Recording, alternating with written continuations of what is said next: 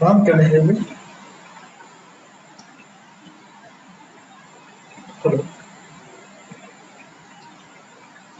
Ma'am, can you hear me? Bhupati, I hear you. Yeah. Okay. Ekam ya Hatin?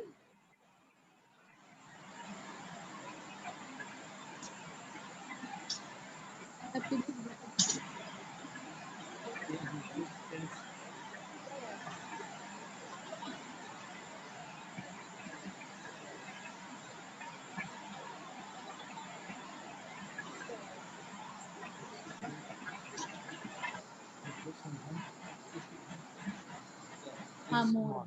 Correct. Okay, Bhupati. Ma'am? Yes. Oh, Yeah, I'm listening to you. Yeah, I've made you co-host, right? No, Now? Yes. no. Just click my name and there is a more option button. You are co-host now. Let me check. Yeah. Thank you. Yeah? I got it.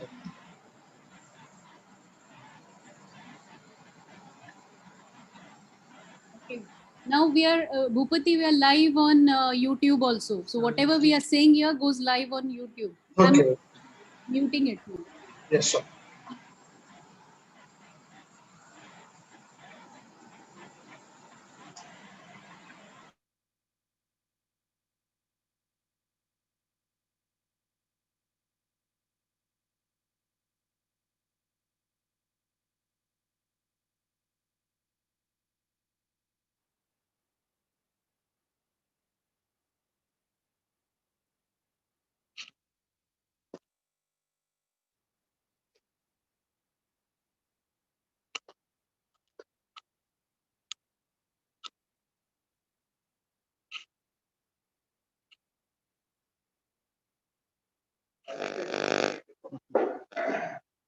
Vedi, ಸ್ವಲ್ಪ voice ಬಂತು.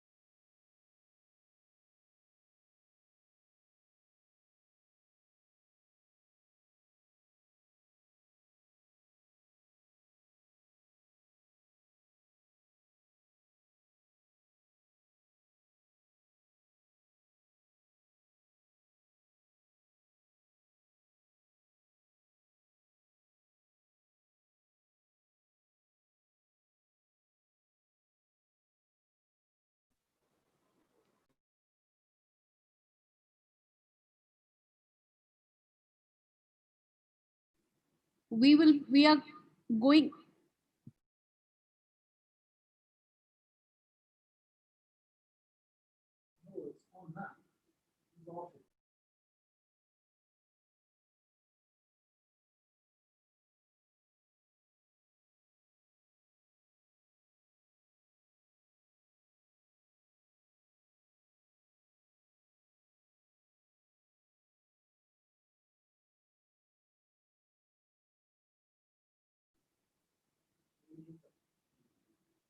Professor Swaraj?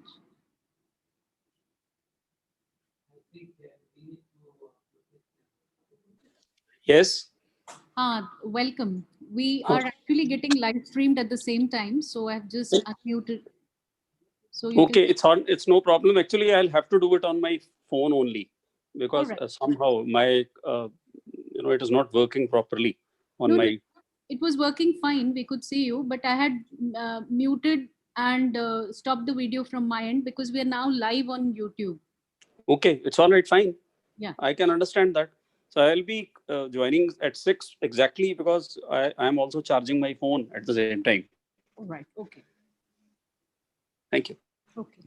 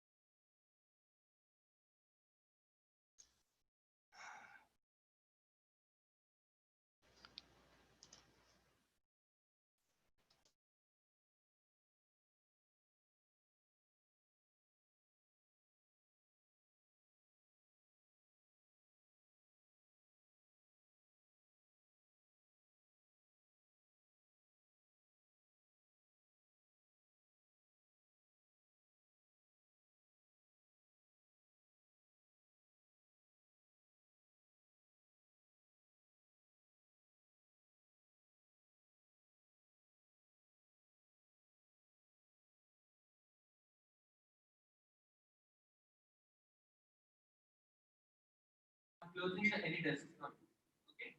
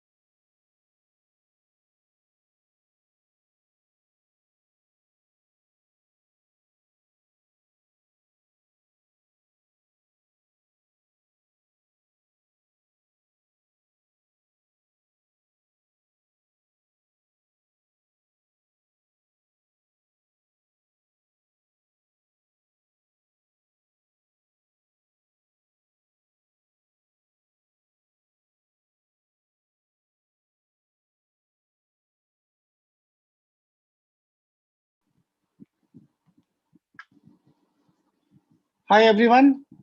Aparna, can you hear me? Anil, I can hear you. We were waiting for you. Yeah, there is this technical issue. Just couldn't join with the link which you have sent me earlier. We are all grappling with these technological, Okay. glitches here and gadgets, which are obviously. Absolutely right. So we will get started, Anil. We were just waiting for you. Okay. Swaraj, Professor Nandana, and Naseem, they are all in. Hello everyone. So, hi and good evening to all who are watching this live here in India. Good noon, good morning to those watching us from Bangladesh, USA, Canada, and many other countries of the world. On behalf of the Department of English Literature, School of Literary Studies, the English and Foreign Languages University, I accord a very generous and warm welcome to all our panelist speakers for day 2 of this international webinar on diaspora, gender, and marginality. I also welcome all the students, the teaching fraternity, the research community, senior colleagues out there, who have been showing active participation and interest in this program. I applaud truly their alacrity and enthusiasm. Now, day 1 yesterday, that was on the 26th of September, set a very galvanizing tenor and really invigorated us with wonderful talks, numerous critical literary discourses and paradigms and approaches that we were introduced to with renowned panelists like Professor Amarijit Singh, Langston Hughes Chair, Professor Ohio University, Professor Emeritus Ohio University. We had Professor Robin Field from King's College, Pennsylvania, USA. We had Anisur Rahman, former professor of English at Jamia Millia Islamia Central University, and of course, senior editor of Rekta Foundation. And those talks were really illuminating. It was truly harmonizing and academically enriching to the very objective of holding this international webinar.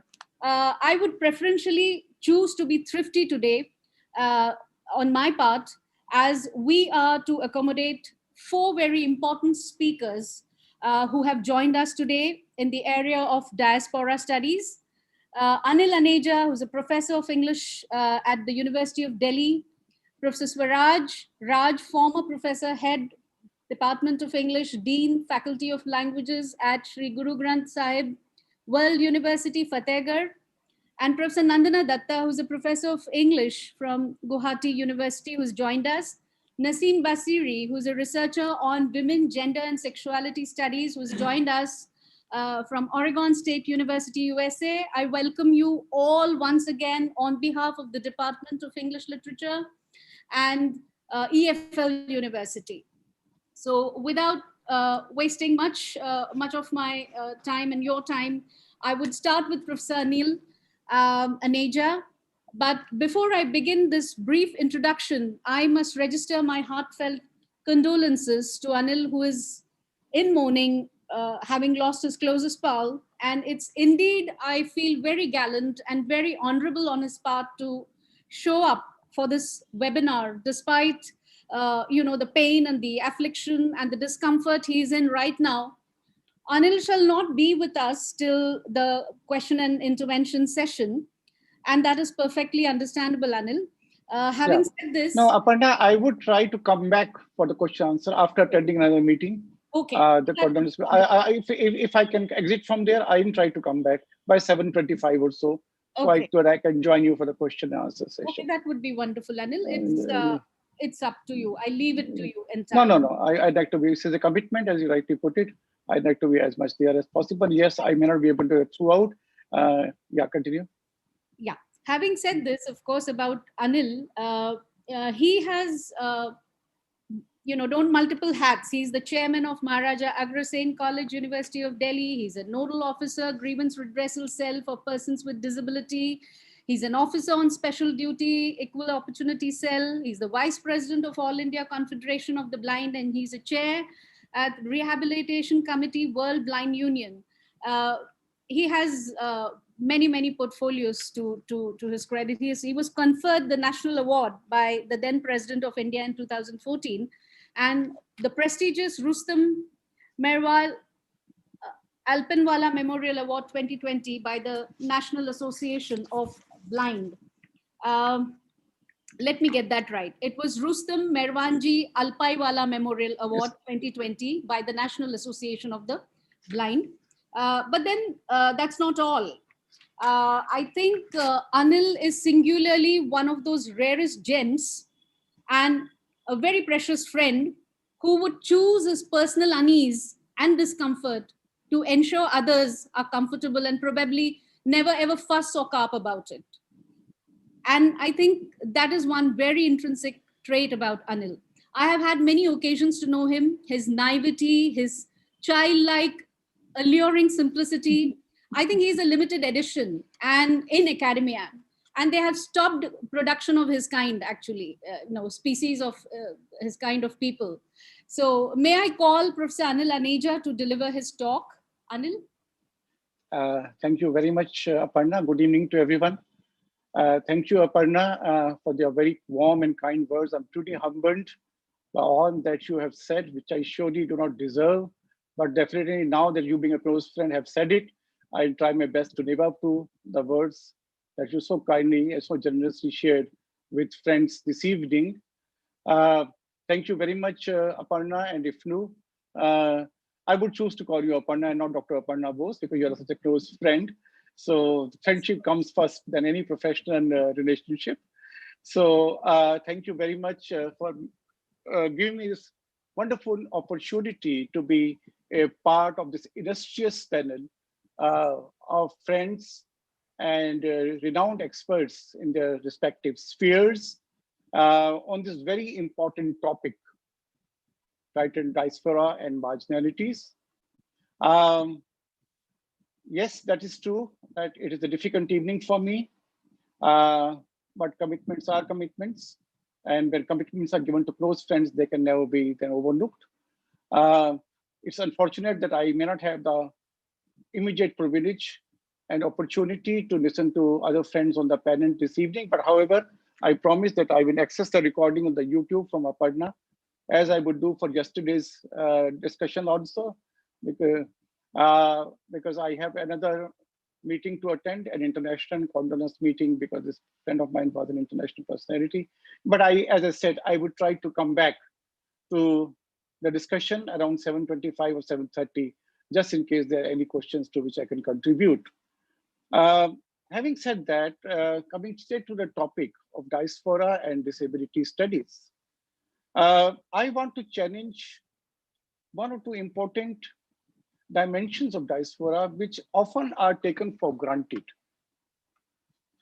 One, the diaspora is something new, something recent, something that that we have been engaged academically, perhaps for the last 2 or 3 decades in a more significant manner. But is that really the case? That is my first question this evening that I would like to ask myself.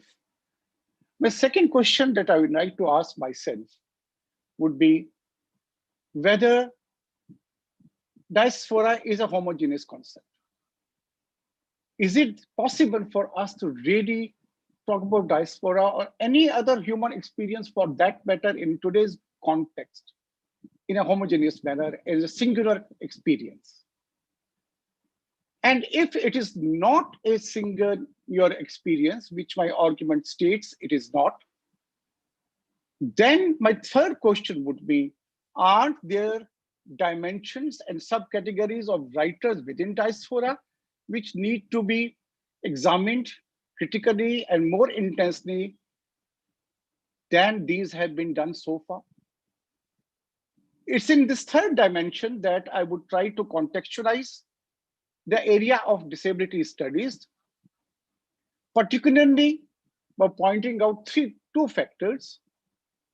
One, that there are many commonalities between diaspora experience and disability experience, which meant a close relationship, the possibilities of exploration of a close relationship between diaspora studies and disability studies.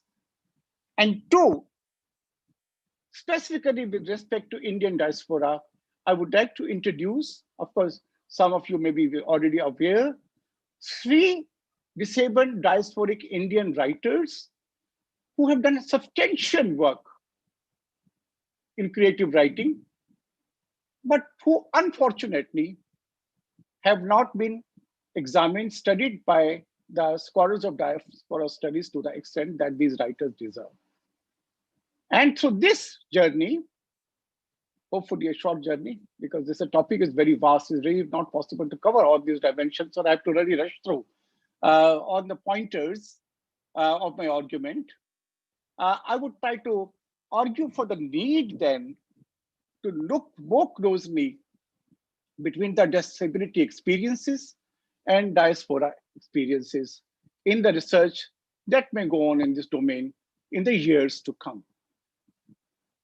Coming back then to the first argument, whether diaspora is a more recent concept. It is true that travels across the seas, across the borders, have become more easy in the recent years, last 3 decades, perhaps 3 to 4 decades, owing to increased and faster means of transportation, developments in science and technology, and also of the coming together politically of various nations, particularly after the end of the Cold War. If we go a little back, we would find perhaps it was in 1950s that after the Second World War, when the world took a different shape in the formation of the United Nations in 1945 and the Declaration of the Universal Rights in 1948, that internationalism as a concept, because diaspora is closely linked with internationalism. Internationalism as a concept began to grow. But then, that's not really true. If you look at the ancient history, we see so many traders from various parts of the world coming to India, going to various other countries in search of business, in terms of exploration of more geographical, and some are settling down. I was reading somewhere, and I think that fact is correct, that the first church was set up in Kerala in the 1st century BC. So obviously the missionaries did come to India around that time, if that fact is correct. And we know traders from China, from various other parts of the country.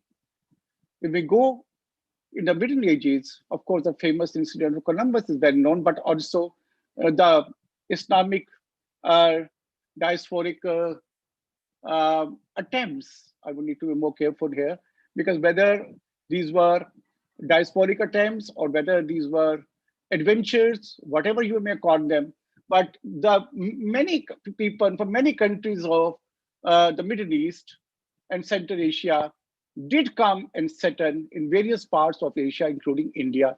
We had a very long history of some hundreds of years of the Sultanate Empire and then the Mughal Empire.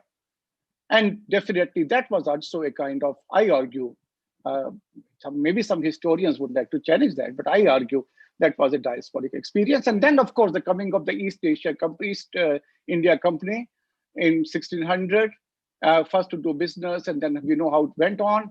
And also, not just with respect to India and other parts of the world, also similar diasporic exchanges have continued over the years. Surely then, diaspora is not a new recent concept.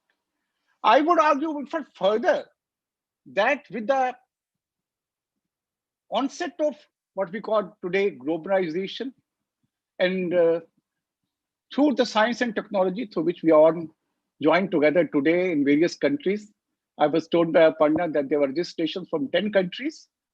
I would say, are we not now, and this is a serious issue, are we not going to look at now a collapse of diaspora experience because everything is becoming the same in a way?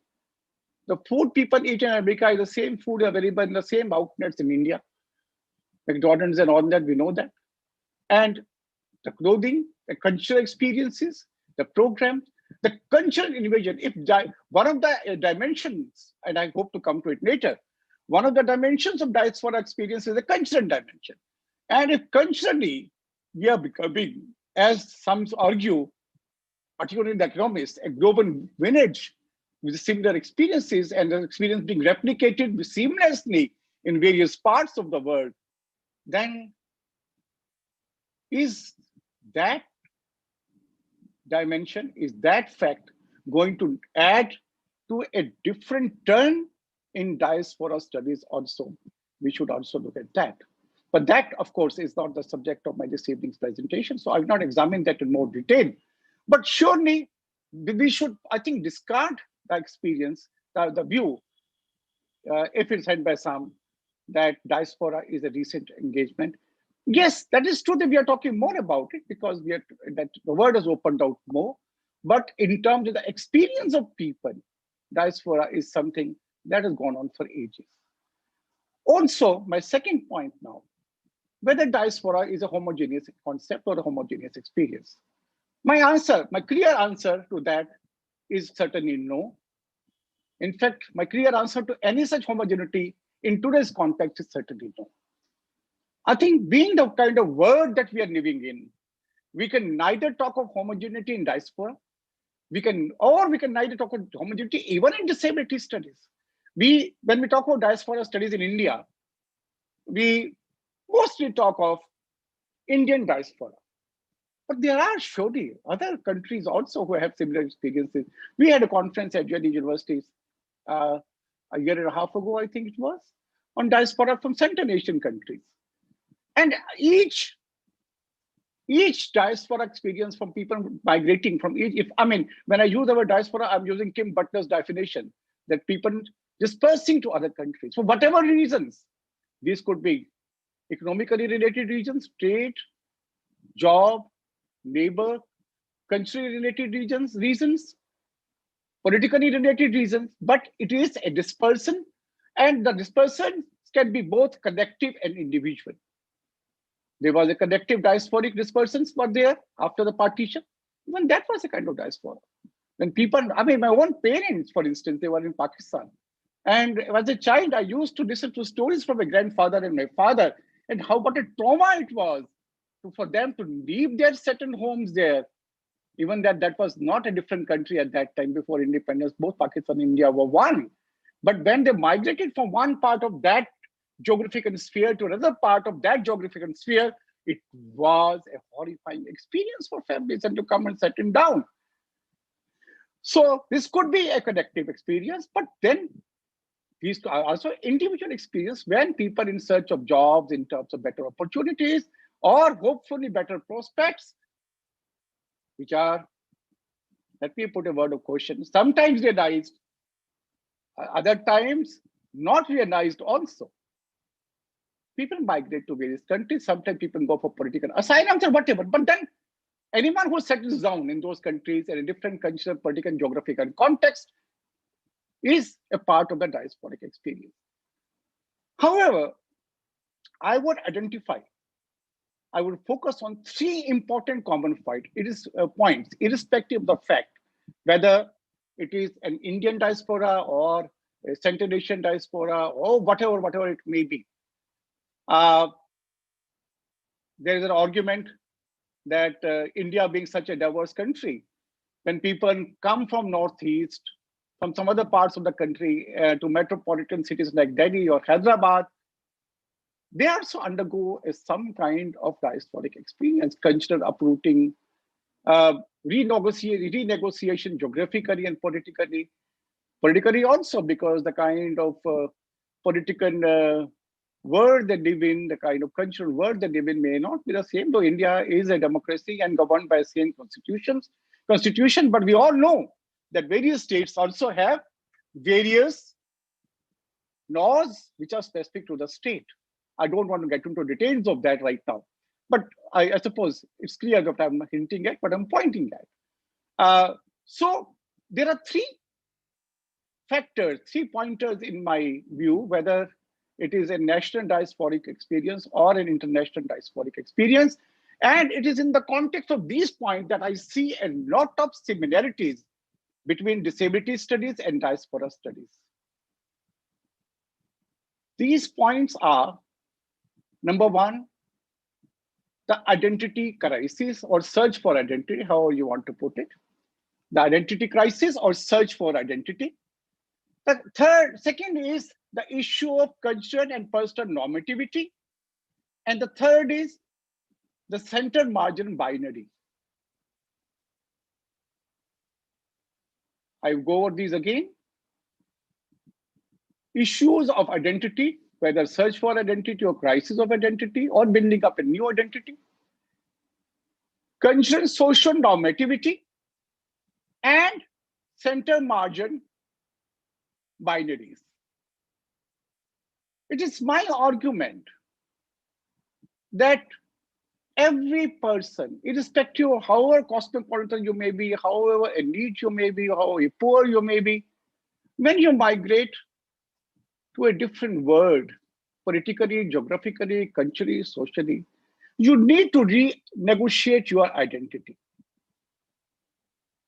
I don't know how many of you have faced this experience. So when you renegotiate from one city to another, also need to readjust, but have you adjusted? Indian colloquial term question is that, have you adjusted?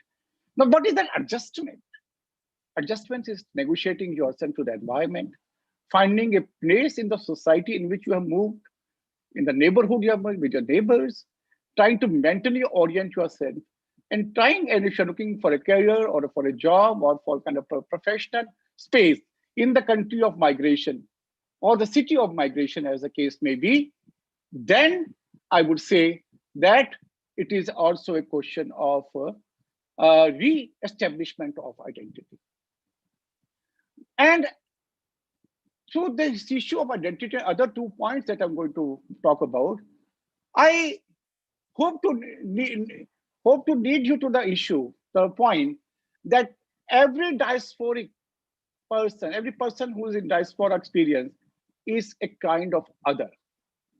And it is the otherness of the diaspora experience that brings it closer to the marginality experience.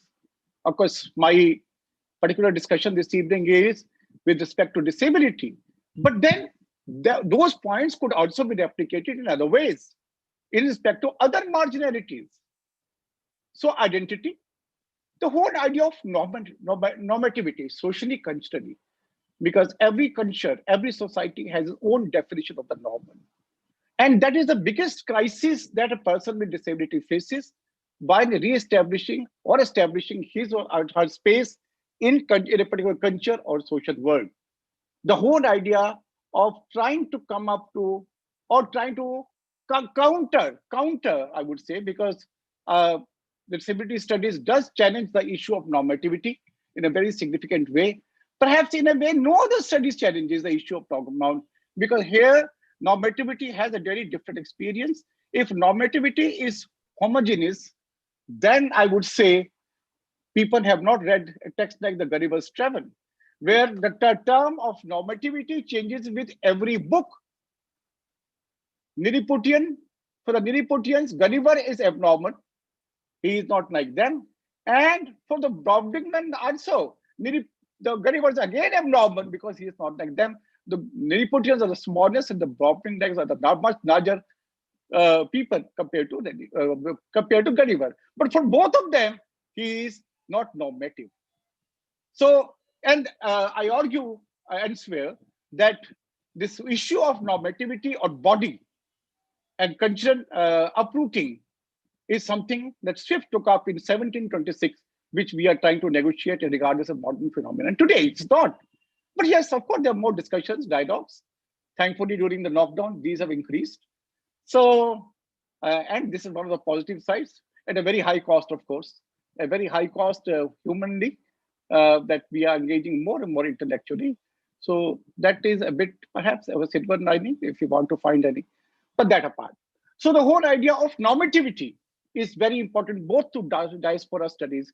Who is the person who has migrated normal? because communities come later.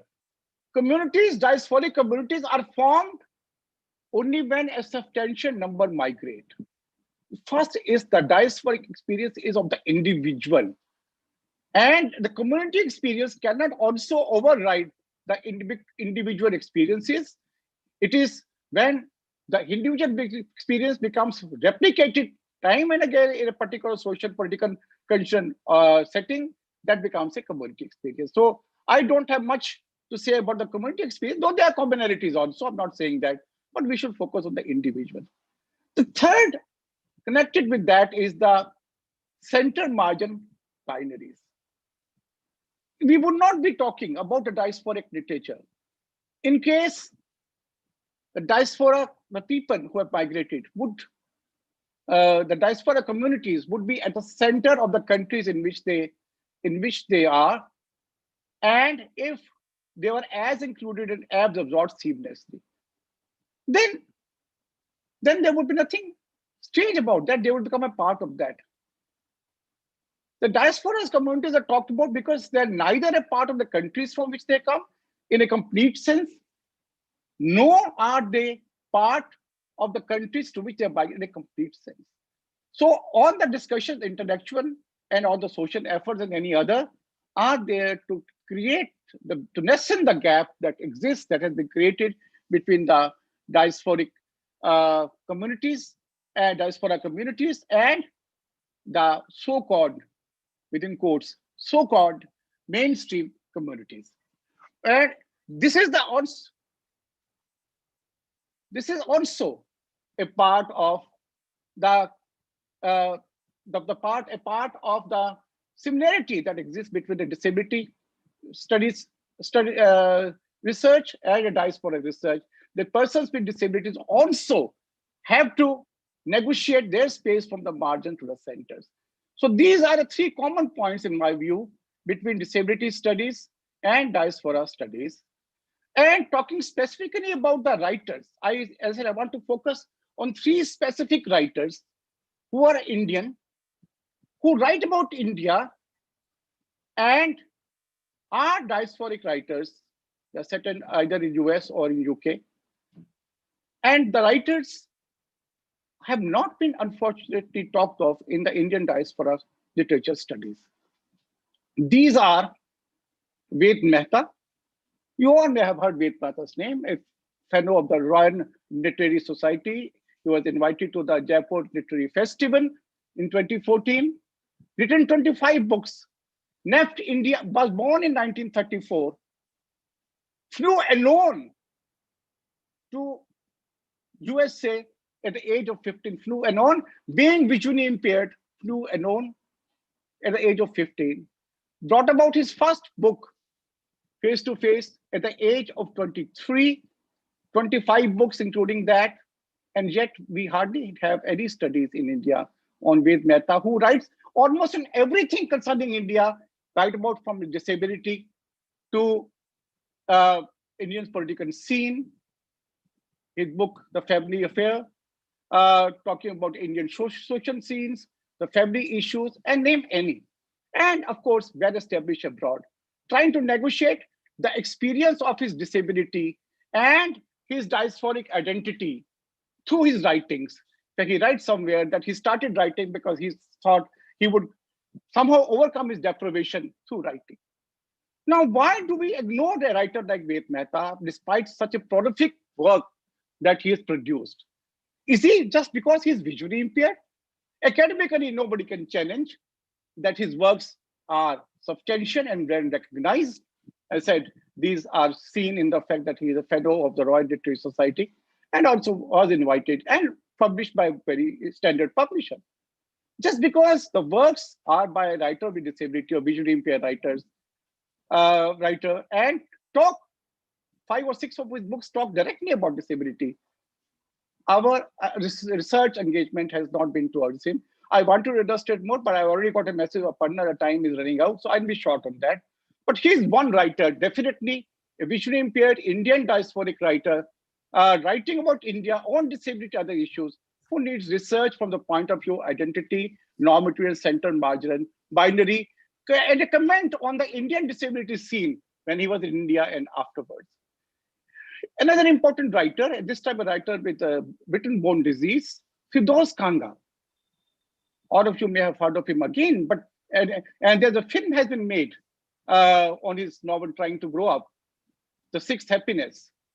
He also has a book on his UK experiences, The Heaven on Wheels. But again, a writer who addresses issues which were not even taken up by the mainstream writers in the 1970s and 80s. The whole idea of disability, sexuality, challenging the whole hegemony of religion and the hegemony of religion over individual experience and desires such as relationships and sexuality, particularly with respect to disability. Again, a writer, Indian, settled abroad, addresses fundamental issues of human existence from a diasporic point of view and not discussed much, despite the fact that he is a revolutionary writer, not just a revolutionary writer, but I would say he is a writer who even challenged the current, at that time, the prevailing political culture of India in the 1960s and 1970s by challenging the viewpoint that the Indian state had. But again, a writer writing in 1991, 1995, a very important period because that was when the disability movement had started taking shape internationally and also in India. But again, a writer which has not yet been discussed by in the Indian diasporic literature series. The third writer, diasporic Indian writer that I want to talk about is a lady, is a woman with cerebral palsy, Kunni Kohli, settled in Britain. Again, a writer of eminence, has done many literary activities, is an active member of the Brackenhall Writers Group, has also set up a group for Punjabi writers, Punjabi women writers in England, herself a mother and a wife, a very active functionary, suffering from cerebral palsy. We had the pleasure of hearing her when we had an international conference on disability studies and literature at Delhi University in 2018, which I coordinated. But again, a writer who, despite having Indian origins, writing about her Indian experiences, writing about her disability experiences, not being talked about.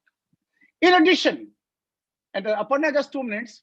I hope you don't have your heartbeat go up. No issues, Anil. Just 2 minutes. Late, so no issues. Yeah.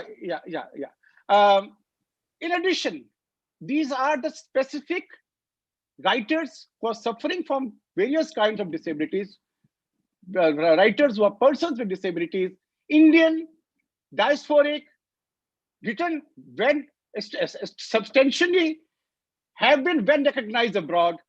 Unfortunately, the Indian scholarship has not taken cognizance of these.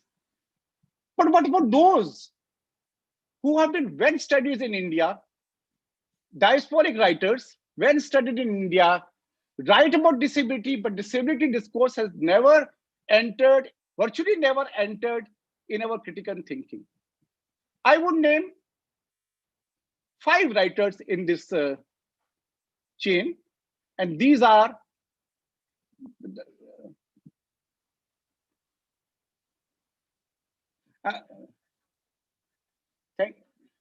thank you, Professor Saraj, for your message. Thank you very much indeed.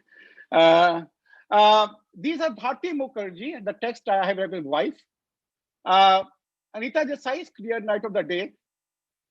Salman Rushdie's The Shame. Rohingya Mysteries.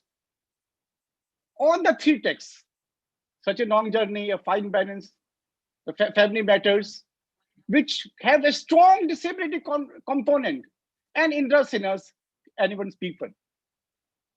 These 5 authors are well established. We are all familiar. We all know their works. We all study. They are well recognized diasporic writers in the diaspora canon.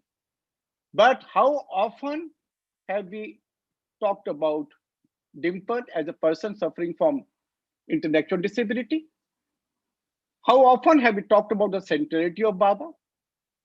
How often have we talked about the rebellion and the energy that Sophia Zenobia has in the shame in trying to assert her identity? How often have we talked about Tabin in such a Tabin? How often talk about Ishwar and Om Prakash and Nariman in the works of Rohingya Mystery? And how often we have talked of a self-assertion of identity by anyone in the anyone's people, where he rejects normality in favor of his disability. That's a rare assertion. He doesn't want to undergo the surgery. He doesn't want to become normal. He chooses to be disabled because that would be any kind of otherness, any kind of normality would be a question on his disability identity. He accepts his disability. The argument that I'm putting forward is to conclude that when we engage with diasporic studies in relation to cultural experiences, in terms of experiences regarding families, relationship, nostalgia, which are very common themes of diaspora critical studies, we should also look at writers from the point of view of marginalities in general, and in my specific argument, from the point of view of disabilities. I have, as I tried to argue before you, that there are 8 writers that I just presented who have a very strong disability component in their writing, and that disability component has undergone unnoticed in our study of diaspora literature. I hope that scholars and researchers, as they pursue this very significant and changing field, would pay more attention to this important marginal, so-called marginal experience, trying to move towards the center, trying to find its place in inclusion as far as literature is concerned. Thank you very much. Thank you, Anil. That was a brilliant lecture. Thank you very much. Thank you. And I hope that you had sufficient time enough to sort of complete your Yes. lecture. Anil's talk rings in aspects of disability studies. The title of his talk was Interrelated Dimensions of Diaspora and Disability Studies. And he rings in those aspects of disability studies that radiate newer discourses within diaspora, that endorses that disability is a critical lens through which intersectionalities can be addressed. And very, very succinctly and lucidly, Anil has examined the interrelated dimensions of alienation, of othering, that also becomes the defining aspect of both diaspora and disability studies. He made a brilliant comparison of a few diasporic writers such as Ved Mehta, Kanga, Kohli, and comparing them to the non-visible diasporic writers like Rushdie, Mistry, Baldwin, Indra Sinha. So brilliant! It was wonderful, and those who are here in Zoom and those out there in hundreds watching us live on YouTube, I'm sure they must have found really, really productive. So thank you, Anil. Thank you, Aparna. I'll try to join as soon as possible, maybe by 7:25 or so, but I'll surely be there. It's a compulsion. I need to attend the other meeting, because the condolence meeting, and I need to be there. But I'll try to come back, definitely 7:25 or so. Certainly, sir. Thank you, everyone. Thank you. Yeah, I'll be back. Yes. So that brings us to the second speaker of and Aparna, my apologies to other eminent speakers, but I'm sure I will have access to your excellent presentations this evening. But I really apologize for leaving. But this, as you know, it's a circumstance which is totally beyond my control. So I hope you realize that. Totally understandable, Anil. Yeah. And Yeah. the entire recorded version will be uploaded on Yeah. Yeah. Thank you. Yeah. Thank you very much indeed. Yeah. So the second speaker for today is Professor Swaraj Raj. He's a former professor of English, Dean Faculty of Languages at Guru Granth World University, Fatehgarh. He was associated as a consultant reviewer with Ensemble and Indo-Canadian Journal of Art and Culture. His PhD thesis was titled Diasporic Consciousness in the Selected Works of Salman Rushdie, Rohinton Mistry, and Bharti Mukherjee, and it's considered still as one of the most appealing and engaging and compelling piece of research in the area of diaspora studies. His areas, of course, include translation, literary theory, culture studies, eco-criticism, nature conservation, that's interesting, and most importantly, nature photography. He's an avid lover of birds, and many have been a witness to his very fervent pursuits to get the best possible shot of some of the rarest birds that he cites. And with his remarkable aptness. He can easily specify the genus, the species of hundreds of varieties of birds. Anyway, he had an illustrious career spanning 40 years, and he remains one of the most sought after scholars for his erudite bearing, his captivating, reticent, almost saint like presence, though he might debunk anything that has to do with saintliness and hero worshipping. But I think he's a truly genial human being that one would want to associate with. So without much delay, may I call upon Professor Swaraj to deliver his talk. Good evening, everyone. Am I audible? Yes, yes, you're very audible. Okay. I'm really grateful to Aparna, Dr. Aparna, and all the organizers for giving me this opportunity to interact with you all. And yesterday's session was absolutely brilliant. Today also, Professor Aneja, he gave a wonderful presentation and which was very, very thought-provoking. They have all raised the bar for me, made the things a little easier also, because certain things which I would have discussed today, they were discussed yesterday. I'll try to make my presentation within the 20-minute limit. In case you feel I am becoming diasporic, moving to the other side of the boundary, that is beyond 20 minutes, just tell me not to do that. So the title of my presentation is Ludic Valorization of Marginality and Exilic Condition in Diaspora Theory. Now, last 3-4 months have been very, very important for me, because I have been working on a project that involves translation of Punjabi partition drama into English. This I am involved in this project, which actually has been undertaken by Mr. Atamjeet Singh, who is a very well-known Punjabi playwright. Well, there are 110 plays dealing with partition in Punjabi literature. Yesterday, there are so many books also on Punjabi partition of Punjab, partition of India. And we all know that Punjab and Bengal are the two states that had suffered the most. And a few days ago, while looking for a better book on Punjabi partition, I came across a book, Revising India's Partition, which is edited by Dr. Amritjeet Singh, Malin Iyer, and Rahul Gardolia.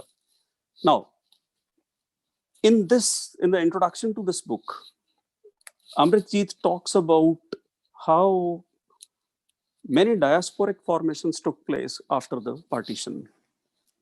And then that made me think about why there is illusion of this kind of diaspora in the mainstream theory.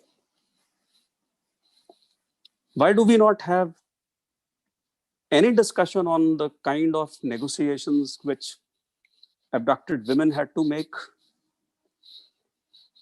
which those people who stayed back in Pakistan or in India, the Muslims who stayed in India, but they were converted, the kind of negotiations, cultural negotiations they had to make? There is hardly any discussion of all this in the diaspora theory. And I was thinking about all these things when this seminar came. And I thought that I would really talk about how diaspora theory sometimes ignores actually margins, and even if it engages with marginality, then it does so in a very playful and ludic manner. And my presentation is more or less text-based. So this is how it goes. At the very outset, I wish to say that most theorizations of diaspora and migrancy, especially in the late 20th century and well into 21st century as well, in these theorizations, the use of terms such as diaspora, exile, nostalgia, etc., is marked by a certain taxonomic looseness that comes mainly from two sources. One, from the postmodern tendency to invest each sign with radical indeterminacy. And two, from the very nature of diaspora itself, diaspora, with its connotations of dispersal and scattering, is uncontainable within disciplinary boundaries. It is in the very nature of diaspora to breach frontiers, borders, and boundaries, as is apparent from the way diasporization of diaspora in the academic spheres has, paradoxically enough, found roots in several fields of knowledge and inquiry. All this has enriched our understanding of diaspora, diasporic political formations, diasporas as sites of economic and cultural production, and the like. Hence, nothing wrong with it per se, except that the condition of marginality, exile, exclusion, and everything that goes with them have been valorized and glamorized, which looks out of place in our neoliberal economic regime, which is totally unjust and it is full of center margin spaces. But yesterday, obviously, the center margin idea was already problematized, and I also want to problematize a few ideas later on.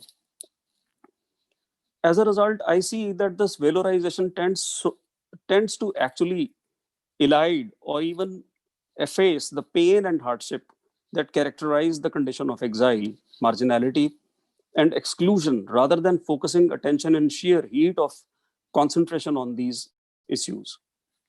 The image of exile, in fact, as a protean metaphor in 20th century literature and philosophy, Nabokov, Brodsky, Hannah Arendt, Adorno, Cavafy, Novalis, and Heidegger all come to mind. Novalis's aphorism that philosophy is a homelessness of the mind has found resonance in many great literary works, often written from the perspective of the exile. Martin Heidegger is the most important thinker of the modern man's diasporic condition. He tries to understand the diasporic condition in terms of man's estrangement from the being, which is deseen, that is to be there, a condition for which he holds responsible the metaphysical scientific way of looking at the world, a way that has in fact made unavoidable the alienated, unhoused, recurrently barbaric state of modern technological and mass consumption man. Thus, the migrant experience, because of valorization of fragmentation and nomadism, is understood to have become the central experience of modernity. In an interview, Stuart Hall claims that in an area of globalization, we are all becoming diasporic. Moving away from the definition based upon the paradigmatic nation-centered models of diaspora, Hall declares that the diaspora experience is defined not by essence or purity, but by recognition of a necessary heterogeneity and diversity, by a conception of identity which lives with and through, not despite difference, but by hybridity. And diaspora identities are constantly producing and reproducing themselves anew through transformation and difference. He also claims that he uses the term diaspora metaphorically and not literally.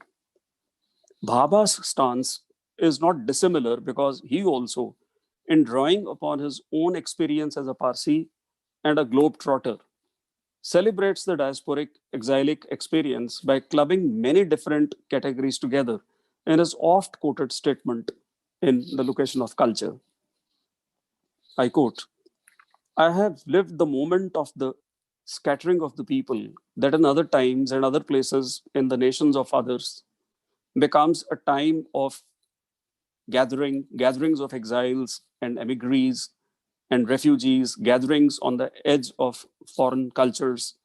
I think we are all aware of this. So I leave some portion and come towards the end of this long quote.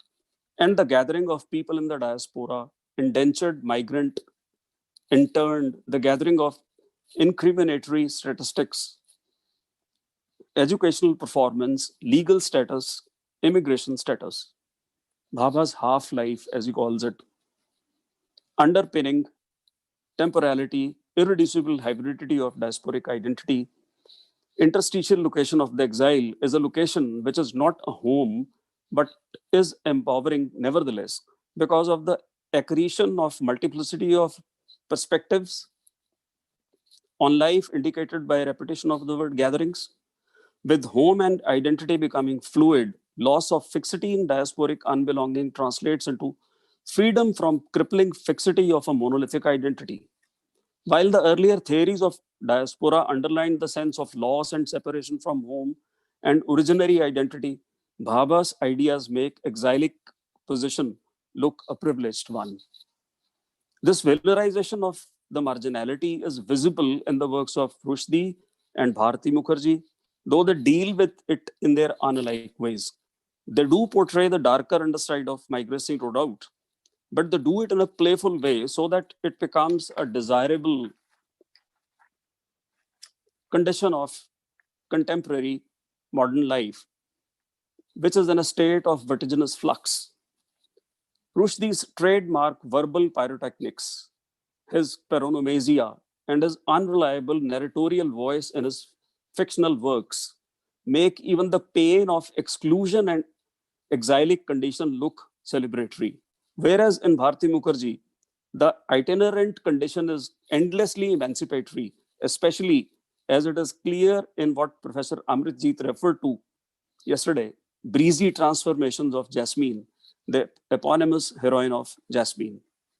I will deal with both the writers in some detail before moving on to Mahmood Darwesh and Aga Shahid Ali, if time permits. But Rushdie first. In Satanic Verses, while talking about the exiled Imam in London, Rushdie writes, who is he? An exile. Exile is a vision of glorious return. Exile is a vision of revolution. He is an endless paradox, looking forward by always looking back. The exile is a ball hurled high into the air. He hangs there, frozen in time, translated into a photograph. He awaits the inevitable moment at which the photograph must begin to move and the earth reclaim its own. In Satanic Verses, according to Rushdie's own admission, he wrote to celebrate hybridity.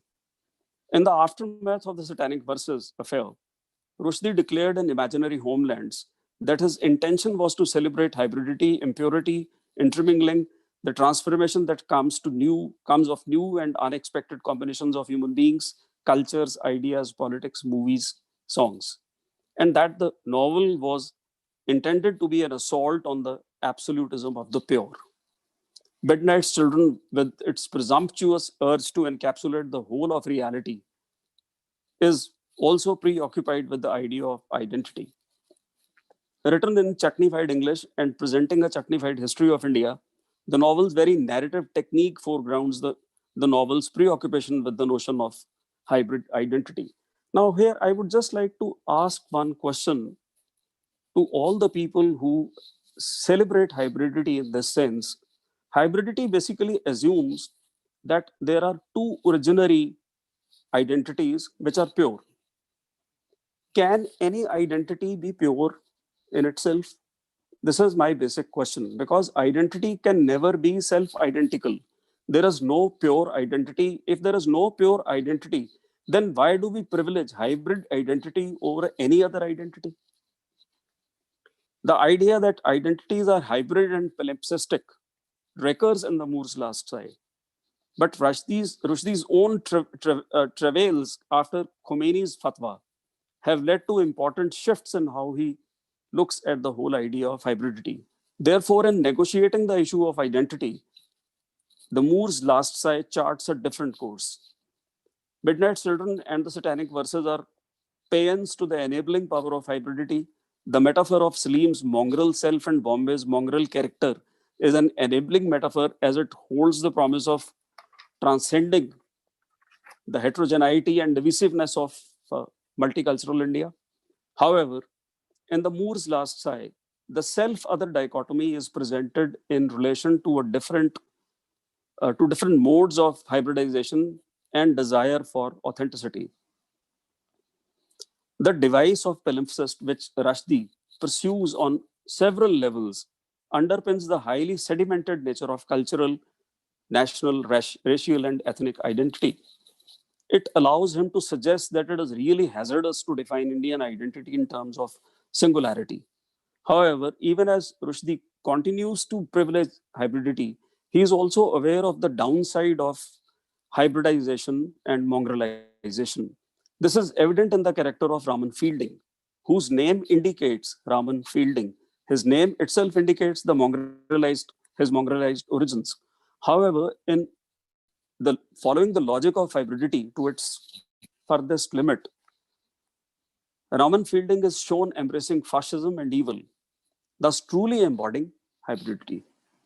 Rushdie's take on hybridity is nuanced, and his playfulness maintains his distance from any essentialist position. In contrast, Bharati Mukherjee's take on endless transformations of identity looks very facile.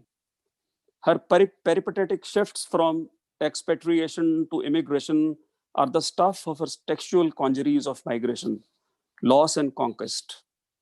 Whereas her expatriate female protagonists in her novels, The Tiger's Daughter and Wife, cannot overcome their sense of loss and remain outsiders in their adopted culture. Her heroines in Jasmine, The Holder of the World, and Desirable Daughters become confident conquerors.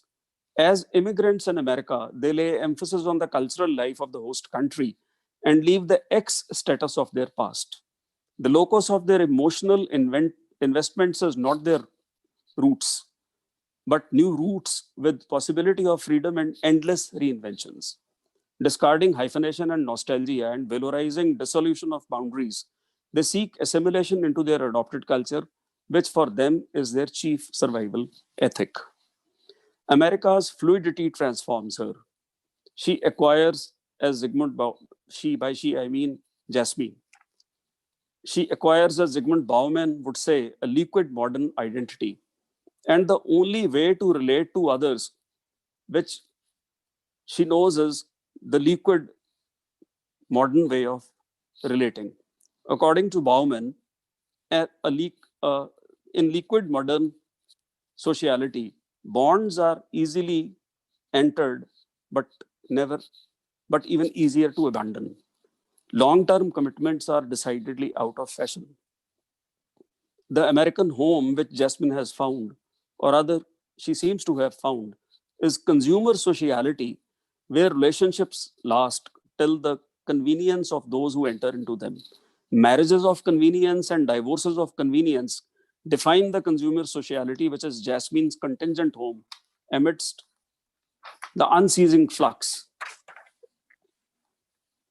It is in this home, where immediate gratification is the norm, in which she looks for freedom. This fluid, ever-changing shopping mall of her domicile is where her fluid identity finds its proper register. A reckless consumer with insatiable appetites, she is euphoric about the identities available over the counter. To Jasmine, this is from the book, to bunker oneself inside nostalgia, to sheath the heart in a bulletproof vest was to be a coward. The very essence of survival is adaptability, whose signifier is the labile and protean self of Jasmine. Jasmine's conduct invites parallels with Veena Apsara's in Rushdie's The Ground Beneath Her Feet. The conduct of both Veena Apsara and Jasmine epitomizes the anti-nuptial radicalism of the present times. For both, fidelity is a chain. Like Jasmine, Veena also believes that all treaties can be broken. All promises end up as lies. Sign nothing, make no promises, make a provisional reconciliation, a fragile peace. If you are lucky it might last 5 days or 50 years. Svelte individuals, this is how Lyotard would talk about such characters who change their ideologies on the move, who are never committed to any one particular ideology. And if this is the survival ethic, if this is the survival kit, then it looks extremely deceptive and dubious. Now, moving on to Mahmood Darwish. What I actually wanted to say was that Rushdie and Bharti Mukherjee, they occupy a central place in the academia in the West. And in some ways, when they talk about India, they also Orientalize India. Rushdie has been charged with Orientalizing India in Midnight Children in the Moor's Last Sigh also.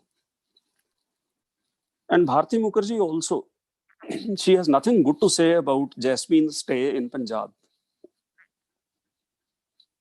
Now, when we come to some other poets who are exilic, who construct themselves as exiles, the difference between the way they look at their existence, at their exilic condition, and the way Bharti Mukherjee and Rushdie, etc., they look at their existence, the differences become very clear.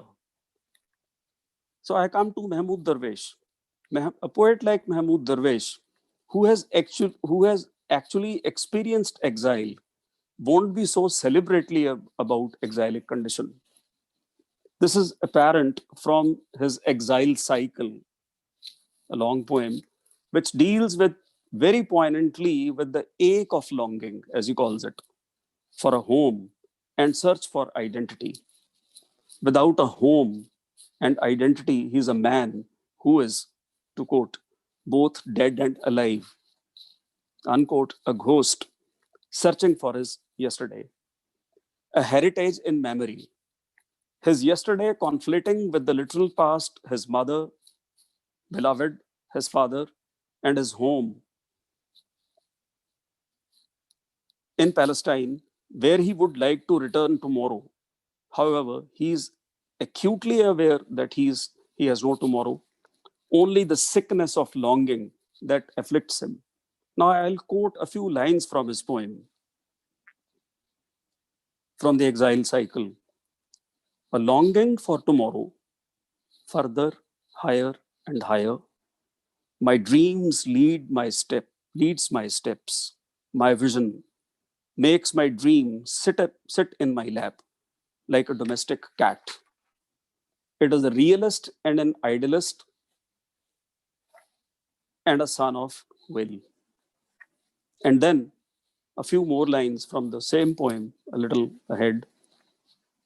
At one place he writes, exile is the outside world. Exile is the inner world. This sense of alienation from outside, from inside, something that really troubles the exile.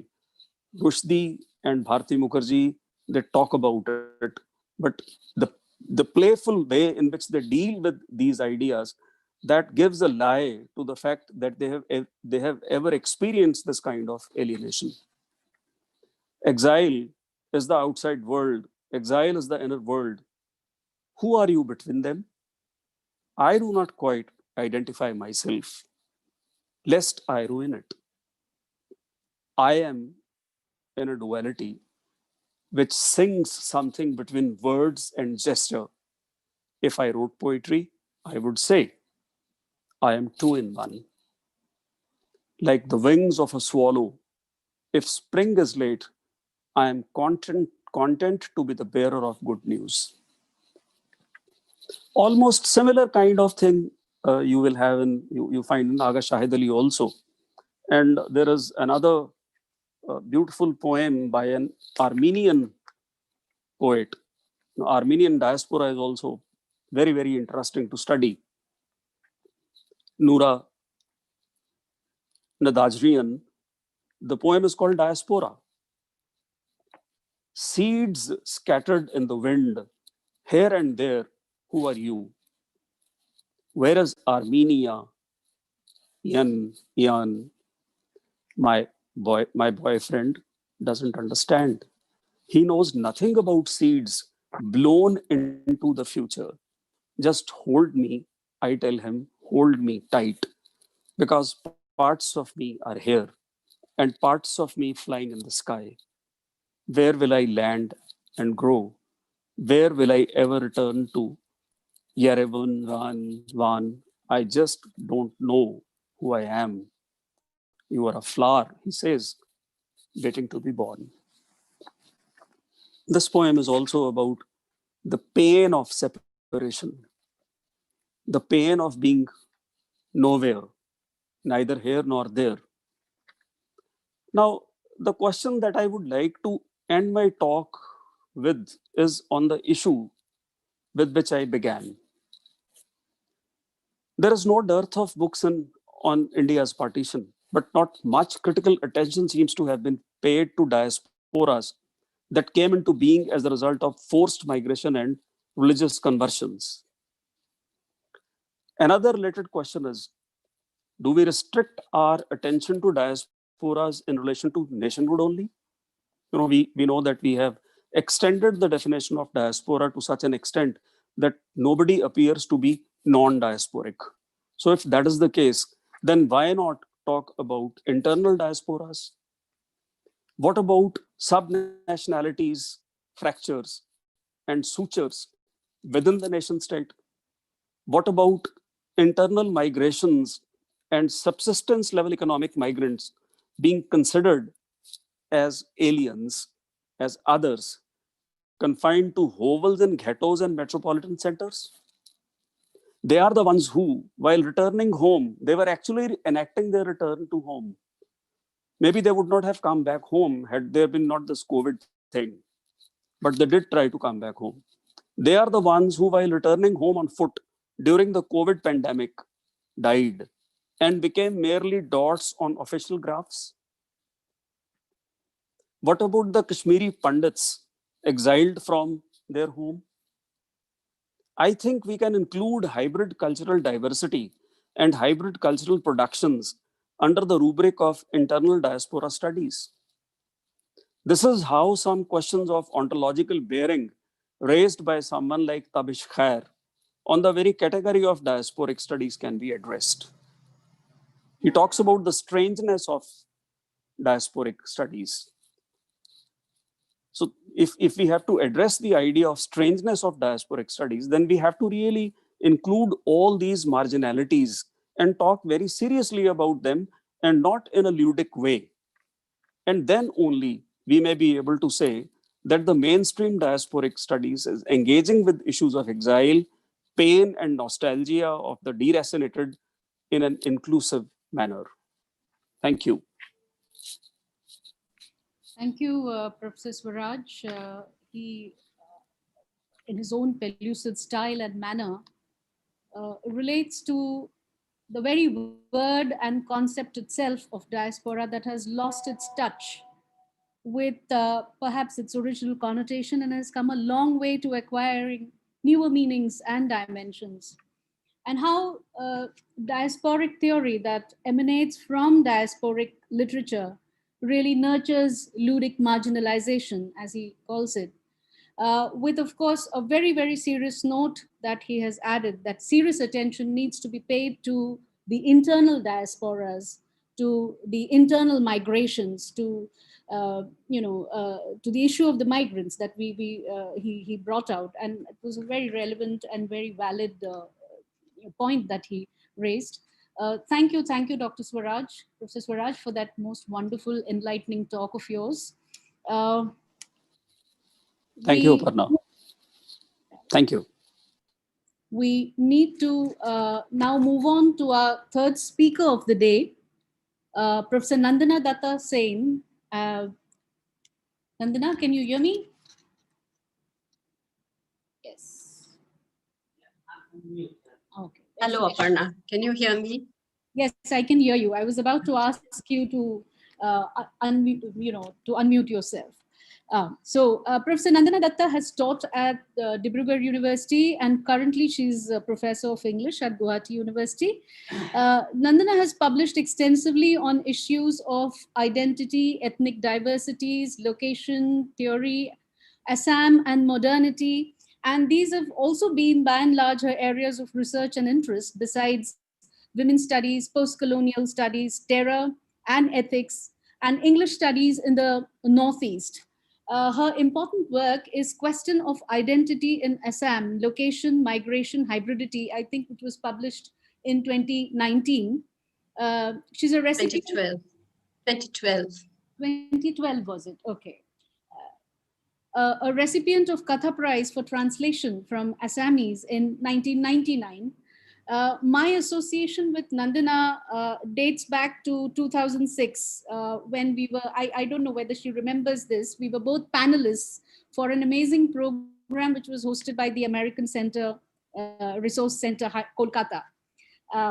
And a very affable and unassuming persona, her directness and astounding clarity in addition to her competence to kind of think out of the box using conventional means, but totally transforming them into fresher and newer perspectives are perhaps the benchmarks of Nandana's approach to literary studies. So may I now request Professor Nandana Datta Sen to come and present her lecture. Firstly, Aparna, it's wonderful to meet you once again. Okay. You remember. My name happens to be just Nandana Datta. My talk is going to be on an area which is not often considered diasporic, a literature which is not known. And hence the title of my talk is Who Speaks for/of South-South Migration and the Problem of Voice. I begin with a little epigraph. It's a quote from a translated story by Orupa Potongia Kulika, an Assamese writer. These are the lines in her story. The story title is that the half-burned bus at midnight. So the people remain fearful, like cattle after escaping from a burnt-down shed, and are now so scared they fear even the hint of a red cloud. They prick their ears instantly, even at the sound of crackers from a wedding party, arriving at the bride's house. Has anything happened? Is there trouble somewhere? They worry. Now, the point I want to make through the title and this quote is, when Aparna challenged me with this seminar and the kind of talk she wanted me to give, I realized that an area which I had been thinking about for quite some time would now give me a new perspective to look at the area of diaspora studies and to actually bring on board an area that has often gone unnoticed in diasporic literature. Because we do so much diasporic literature in English departments, I think we have got set in our ways of looking at what constitutes diaspora. And this is the area that I would like to open up, hopefully, with a few examples. So I'll be making a couple of points. Diaspora, as we study it in literature, I'm going to claim, is a very exclusive category. Exclusive in several senses of the term. It excludes, but it is also exclusive in the sense that it refers to an elite category of writers through which we very often leave out a lot of others. Previous speakers have also made a similar point, and I'm glad to be part of this conversation because this is something I think that really needs to be spoken about. The second point, I think, which will emerge in my talk is a different diaspora. That is the story of violence. Because of this, the category of people I want to talk about and the literature that has or has not emerged out of that group is because very often this group and everything that surrounds it has been seen under the frame of violence. Violence in the Northeast, violence in Assam, that's so commonly known that we don't often talk about the diasporic experience. What does it mean for these individuals to have left home and so on? I'm looking at three experiences, three stories, three different kinds of experiences through three stories. All three are translated. They are not easily available. And they are texts by three very different kind of people. One is a folk tale, which was retold by a scholar of Shor Sapuri literature, which is literature which comes from the sandbars of Assam. The second is a tale in Bangla from the Barak Valley. And the third is an Assamese tale, written in Assamese by a very well-known writer. I have already quoted from that tale. So for an experience that is about travel, dissemination, and going away, I'm doing something that will possibly and maybe anomalously, offer a very local, near at home look. So I'm not really talking about people who have gone far away. I'm looking at something that is closer to home. I'd like to begin with the three stories to give you a sense of what exactly is at work here.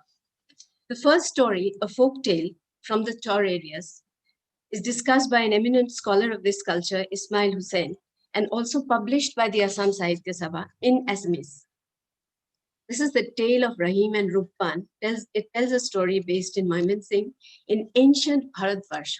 These are translations from the original.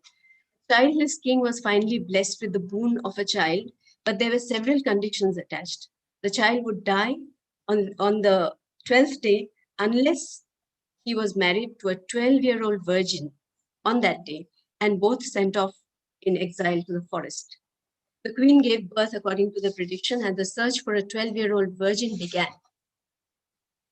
When no such girl could be found, the prime minister of the kingdom was ordered to give up his 12-year-old daughter. The father's refusal led to his torture and imprisonment, and the young girl, Ruppan, unable to bear her father's distress, agreed to the marriage. Following this, the young girl with the infant husband went off into the forest, faced dangers there, and was subsequently rescued by the king of the forest, Bon Raja. On resuming their journey, they came upon a river, and Ruppan gave her diamond necklace to the boatman as a fee for being rowed across. On the other side was another kingdom, and she settled here with the infant. She took care of him, sent him to school, and as he grew older, he fell in love with the king's daughter, who was a fellow student and who insisted that her father gave her in marriage to Rahim. The king's doubts were set to rest by Ruppan, who revealed that Rahim was a royal prince, and the two were married. Finally, Rahim with Ruppan and his new wife were sent back to his father's kingdom. They were received joyfully, and Rahim was made king. It's a very interesting story for several reasons. It raises issues of the girl being forced into this marriage from which she would not have anything, the assumption that she should be willing to do all of this, her consent apparently given voluntarily is really the result of coercion or blackmail. She is expected to look after the child and make it possible for him to marry the girl he wants, and there is no mention of how she feels over the taking of a second wife. She is forced into becoming a mother figure, her selfhood or identity being unimportant. She is basically used for the convenience of all these others. There is the interesting sidelight, of course, of the boy and the princess studying in the same school. And I was reminded that in many of these chore areas, you do have educational opportunities of this kind. There is one school, so the children all go to the same school, no segregation. A second story comes from the Barak Valley. This is a short story which was written by a writer who was born in Silchar, which is the major little town in Barak Valley. It's called Ashraf Ali's Homeland. This is the story of a man and his little family of wife and son who are labeled as Bangladeshi. The many connotations of using this term are not possible to describe here, but usually associated with foreigners and, about the famous movement here and so on. And they are being taken with a group of 8 other people to be left on the border so that they can return to what has been identified as their homeland. Ashraf remembers leaving as a very young child with his parents because an exploitative landlord relative makes it impossible for them to make a living. Now, as he ponders over another person from his own community, framing him as a foreigner who must be evicted, the two episodes of exploitation connect and complicate the question of identity, belonging, community, etc. The truck carrying the group abandons them in a forest on the border, and foresters report sometimes finding the body of a naked woman and some blood-stained clothes. Of Ashraf and his family, nothing more is known. But the narrative imagines father and son caught between an Irfan Chacha and a Kadir Mia and left without a homeland. A third story by one of Assam's eminent women writers, Orupa Potongia Kolita, The Half-Burnt Bus at Midnight, again, it's available in translation, is about a burning bus drawn by a truck through the streets of a tiny riverside settlement at night, setting fire to everything it passes. A surreal piece of writing that captures evocatively the fear and the reality of the danger the people of the settlement expect every day. The bus had come from an area under a ban given by, the writer writes, a community that wanted its own state. had entered the area full of passengers, but had been surrounded, petrol poured in, and set on fire. The attackers also opened fire so that there was little chance of any of the passengers surviving. While the tale doesn't name communities or groups, it graphically presents a typical case of ethnic conflict from the region. These are all about a particular group who have obviously come from Bangladesh and have settled in various areas of Assam over a very long history. From the time of the Bengal presidency, there has been record of Bengalis being settled forcibly in various parts of Assam. From East Pakistan, after the partition, there were movements of people who came in and settled primarily in the Barak Valley, from which the Bangla story comes. And eventually in 1971, during the Bangladesh war, people came in from Bangladesh, settled in the Barak Valley and in the various areas of the Brahmaputra Valley.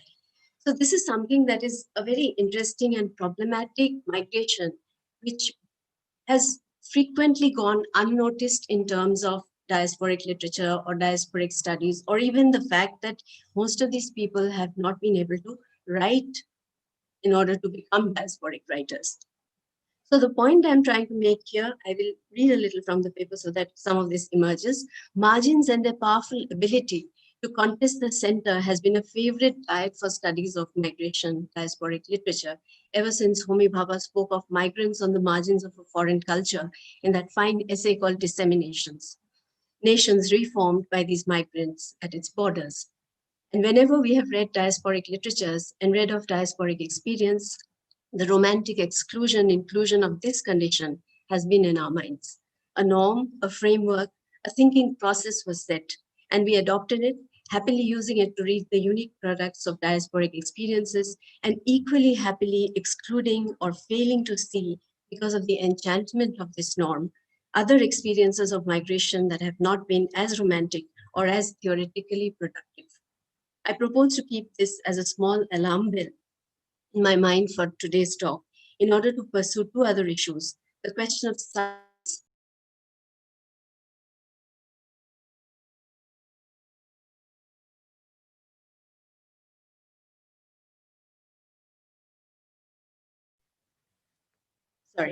Much of the diasporic writing that we study in English departments are those produced in conditions of south-north migration, often undertaken for better opportunities in education, employment, for the good life, and sometimes to escape some form of oppression in home countries.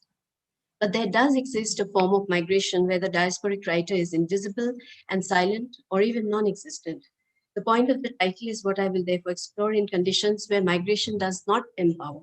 The specific case is of South-South migration between Bangladesh and India's border state of Assam, and the literature that has emerged out of this experience. Beyond the privileged category of diasporic literature of the Chumpa Lahiris and the Chitra Divakarunis, and just by the way, I've just finished examining two dissertations, one on Chumpa Lahiri, one on Chitra Divakaruni from our universities. Beyond this experience is the searing experience of migration in hostile and actively unwilling host countries that give rise to the question: can one speak of voice and agency for the migrant, and especially the migrant woman in the South-South situation?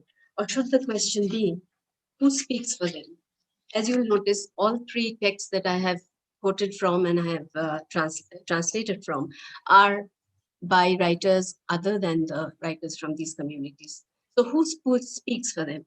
The details of this location and the life they are compelled into are serious obstacles to speech, to self-conceptions, perhaps even to the luxury of thinking about themselves. So do they write, or do they sing or tell stories? What kind of writing has been possible? Or do they merely appear as characters in stories told of the migrant community by writers from the host community? This is the largest area where we find literature of this kind emerging. Migration studies have gradually come to take note of migrations within the global South, between and amongst countries or regions of similar economic status and similar conditions. The classic ideas about diasporic literature drawn from language differences, cultural displacements, and memories of lands left behind from a position of economic advantage that mitigates the effect of a lot of other disadvantages are likely to look really different when situated or seen through the prism of South-South migration, where physical appearance, language, culture may actually be very similar, and the challenges may emerge from other sides, especially economic and geographical challenges, the compelling needs of food and shelter, or a place to live.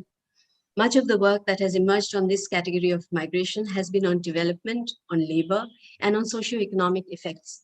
There is some consensus among scholars that because there have been fewer studies of migration through and to the global south, the differences and similarities in migration dynamics that exist in these countries is under-theorized. I'm limiting myself to the experience of migration in the Indian state of Assam, which shares a very long border with Bangladesh. During the years of the Bengal presidency, there were, of course, organized settlement of Bengalis in several areas of Assam. So the issue of borders, dating these borders, living cheek by jowl with one another, the existence of two languages, which were the source of turbulent language movements, and the resulting problems of cultural exchange and conflict are not new. The kinds of migrants here are also diverse. While the largest numbers have been and continue to be from erstwhile East Bengal, after independence from East Pakistan, and subsequently from Bangladesh, Bengali-speaking Hindus and Muslims, there are also a significant number of Nepalis, as well as internal migrants from Bihar and Rajasthan, and of course, tea garden laborers. Interestingly, on the tea garden laborers, there are lots and lots of works. There's a very famous novel by Umakanta Sharma called Ejak Manhu Ekhon Oranyo, translated as a group of people and a forest. This is about the beginning of tea plantations with bonded labor in the colonial era. While there is another called Kajoli Rove, Ailments of a Girl called Kajoli, another novel by the same writer, which is based on migration of Mymensingha peasants from East Bengal to Assam. So the point I'm making here is that these are writers writing about the migrants coming in. They're not diasporic writers. So where are these other writers? Why haven't the migrants written? The problem would be primarily to do with language and the fact that many of them, in the struggle to integrate and not be identified as foreigners.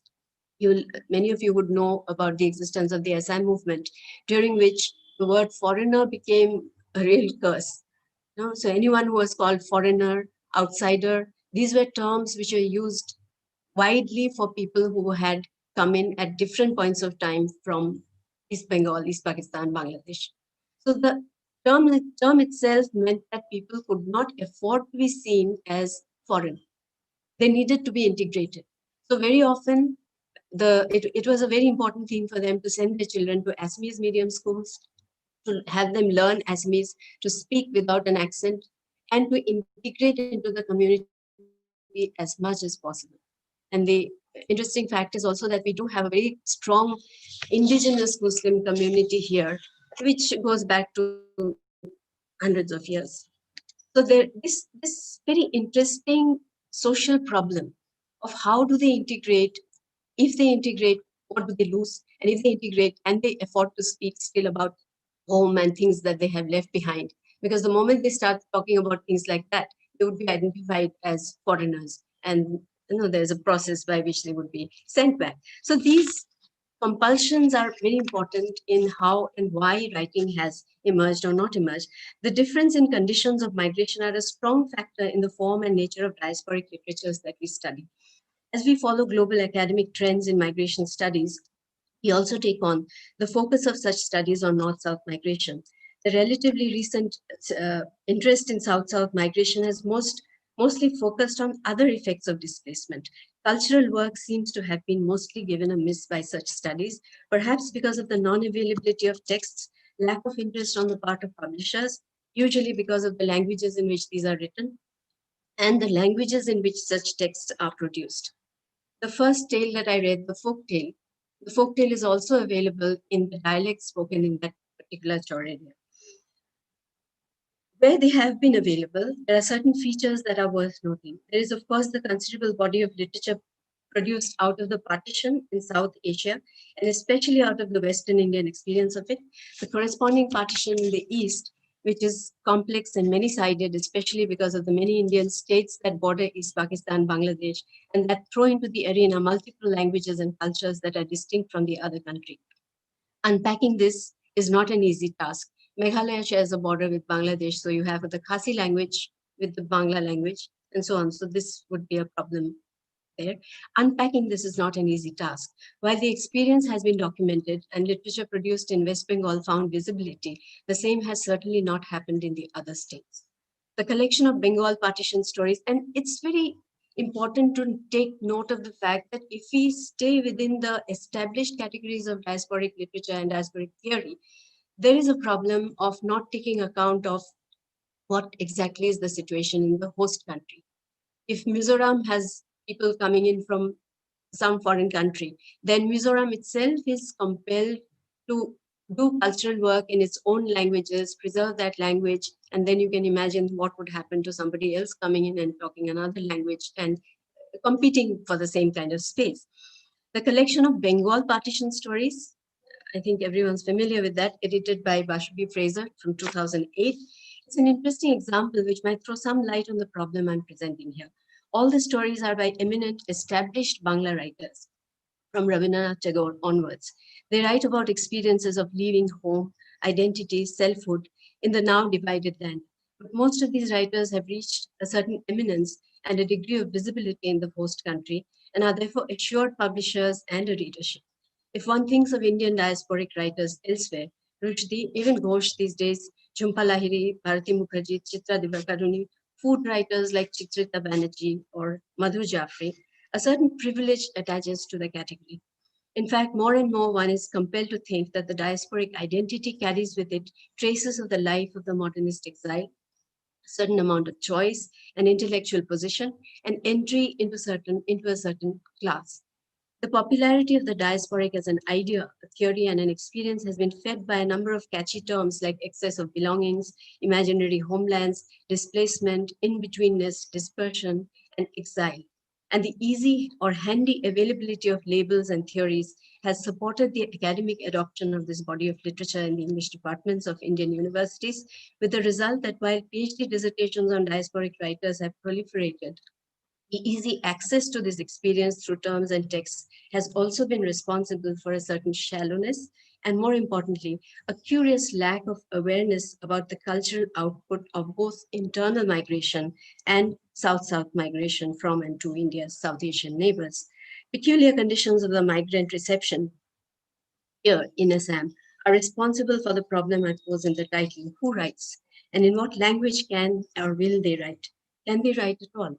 Are conditions favorable for the emergence of writers? And one thinks here of hostility, lack of education, protectionism, the generations it takes for people to emerge out of poverty. We've seen people 3 generations old, no education, no ability to get out of situations they have been in for all their lives. So most often they appear as characters in the writings of others, as figures who have no voice, as silent sufferers or violence unleashed by different forces.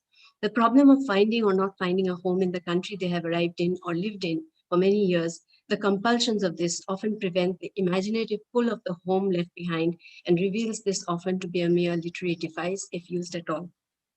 The urgent pains of displacement are ignored because the need to be seen as belonging in the new home has become a matter of life and death. The language of choice, that itself is a problematic thing because if they write in Assamese, they might be acceptable. If they write in Bangla, they may not be as easily acceptable. So the nature of the ground, I'm arguing, this kind of migration and the fact that there are difficulties in the production of diasporic literature from a place like this, I would say, argues for a consideration of the nature of the ground on which many of these kinds of migration happen. Why doesn't these kinds of regions or these experiences produce the sort of rich, quote unquote, literature that we know as diasporic literature? Cultural similarities, education in the local language, the political compulsion as one of expediency, so writing in that tongue, using its forms to be like or not unlike, these are the compulsions. To merge difference, these are of course now changing compulsions as the recent controversy on Mia poetry would tell us.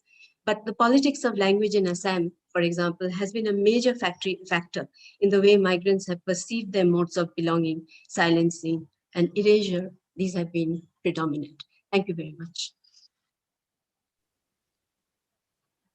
Thank you, Professor Nandana Datta, for that very riveting and compelling talk. Professor Datta, in her own unpretentious, unbalanced, no frills talk, takes up the case of South-South and renders the limitations of diaspora literature as a category to encompass or find space and representation for these multiply other marginalized voices. Moreover, about our own inability and failure to sort of look at these various trajectories of the migrant experience. Thank you, Professor Nandana. We move on to our last and fourth speaker for the day, after which we will have a questions and intervention session. So those of you who are keen to ask the panelists, speakers questions may please type their questions in the chat box. That applies also to the YouTube viewers and participants. We can take up a few, and the questions that are here on Zoom are visible to the speakers and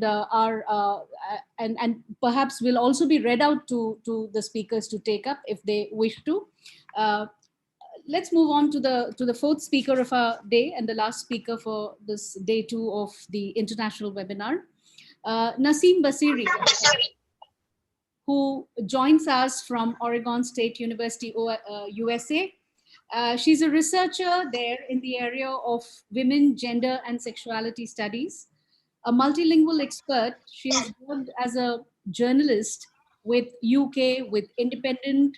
Significantly, she was awarded the World Nations Writers Union Kazakhstan Literary Award in 2018 and Peace Award in 2019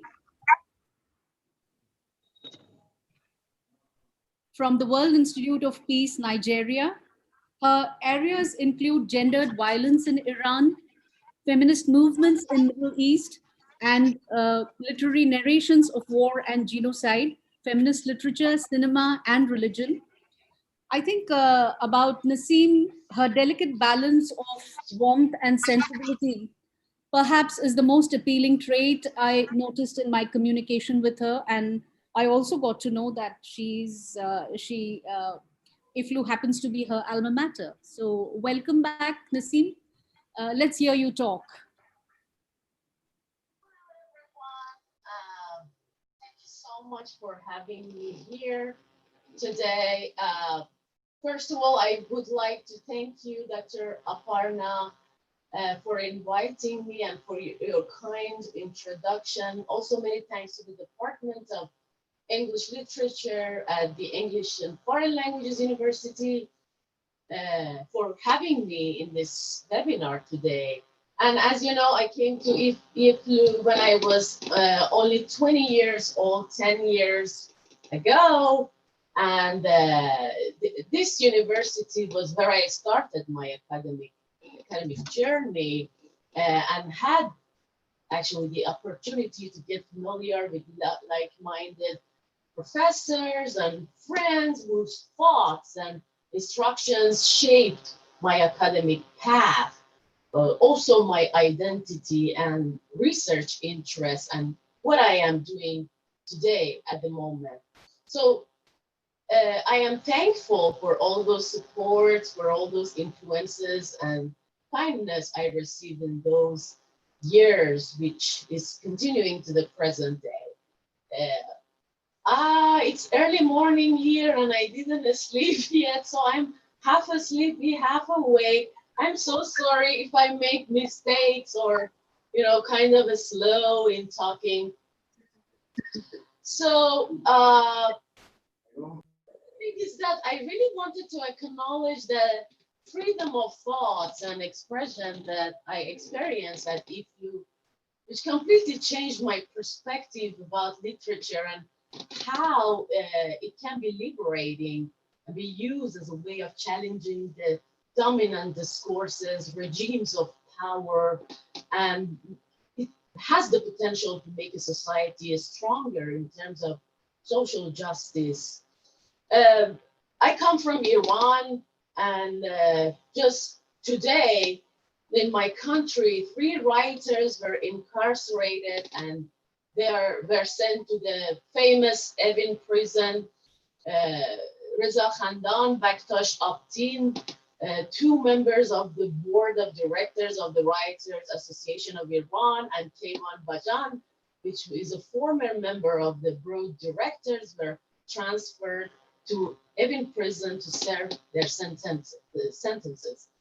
So they were all sentenced to 6 years in prison, and Bajan 3 years and 6 months.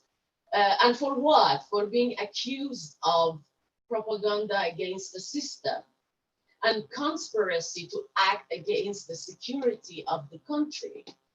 These charges include publishing the internal publication of the Writers Association of Iran, participating in death anniversaries of Iranian authors, poets, including Mohammad Jafar Puyande, Muhammad Mokhtari, and Ahmad Shamlu, who were all, controversial literary figures in contemporary Iranian history, and some of them were assassinated by the Islamic regime. So I've mentioned that to showcase how some people live in exile and they are strangers in their own countries, and they actually live in diaspora, but a diaspora that is followed by their prosecution and torture just because they write, and that is their only guilt.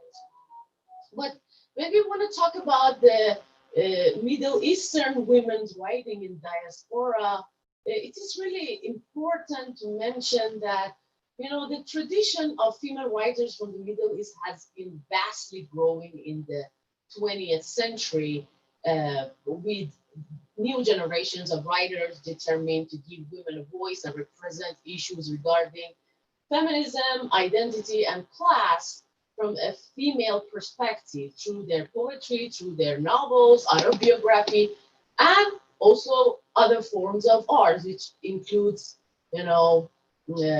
sometimes they mix poetry and photography or cinematography.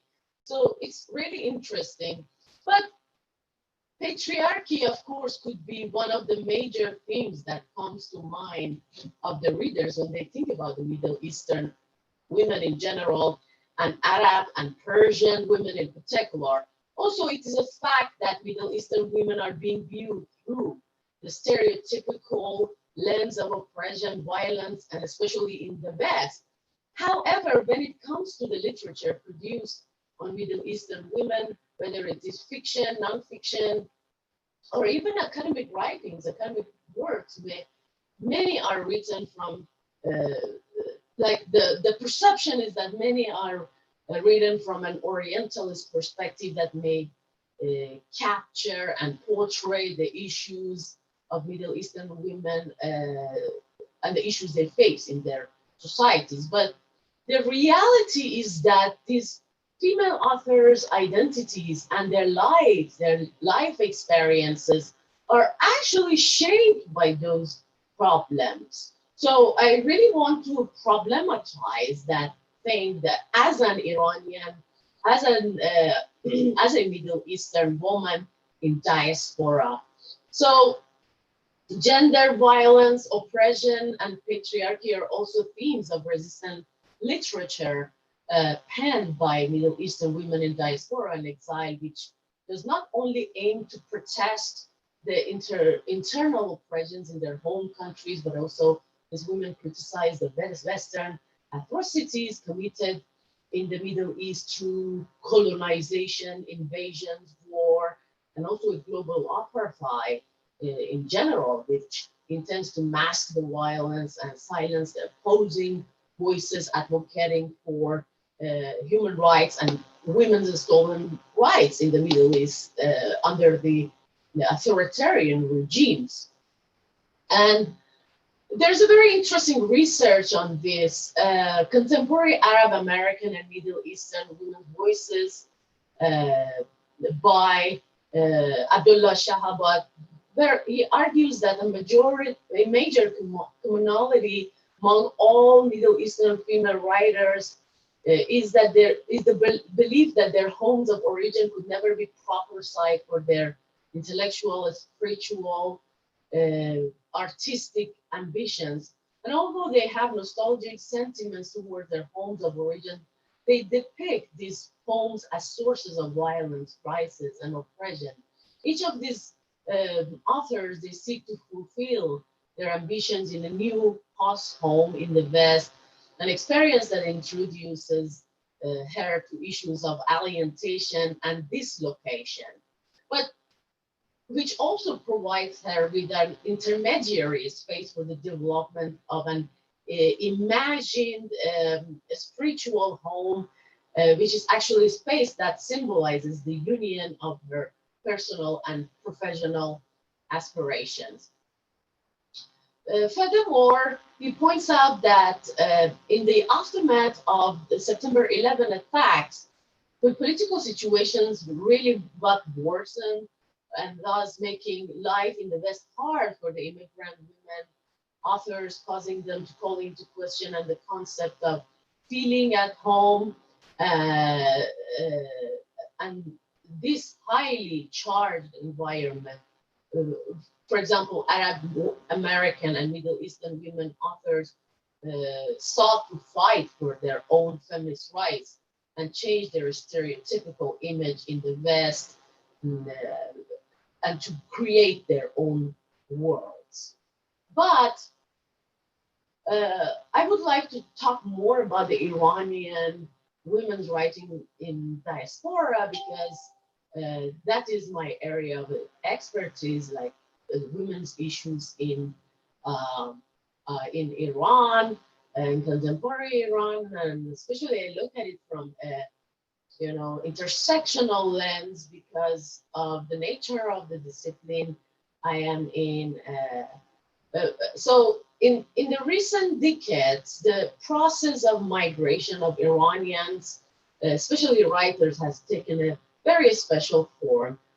So the presence of writers and poets abroad and the production of literary texts have created certain literary tendencies, movements, approaches outside Iran, outside the Iranian borders. And Iranian diasporic literary works have different interpretations depending on the characteristics and features.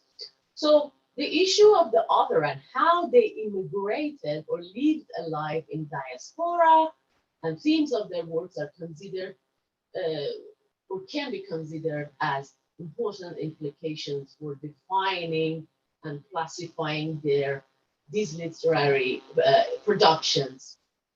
On the other hand, political literature has become a very important type of literature that was actually the most frequent trend first in 1980s and into mid 1990s in Iran. And this current or this movement emerges under the shadow of political groups and activities in Iran, and pays attention to the issue of revolution and the issues surrounding the revolution, or the aftermath of Islamic revolutions, such as war, political violence, and different other political movements. So from the mid 1980s onward, the current or movement of identity prevailed in Iranian diasporic literature. In this movement, themes such as differences between the motherland and host countries and how these Iranian immigrants face the new world are actually highlighted in the form of identity-oriented narratives. The migration of Iranian female writers from Iran to other countries, secular Western countries, was more happening in the years following the Islamic revolution. But prison literature is a literary genre that has been widely used by Iranian female authors in Iran and also in diaspora as a way of showcasing Iranian women's resistance and their experiences of patriarchy and political violence and other forms of oppression.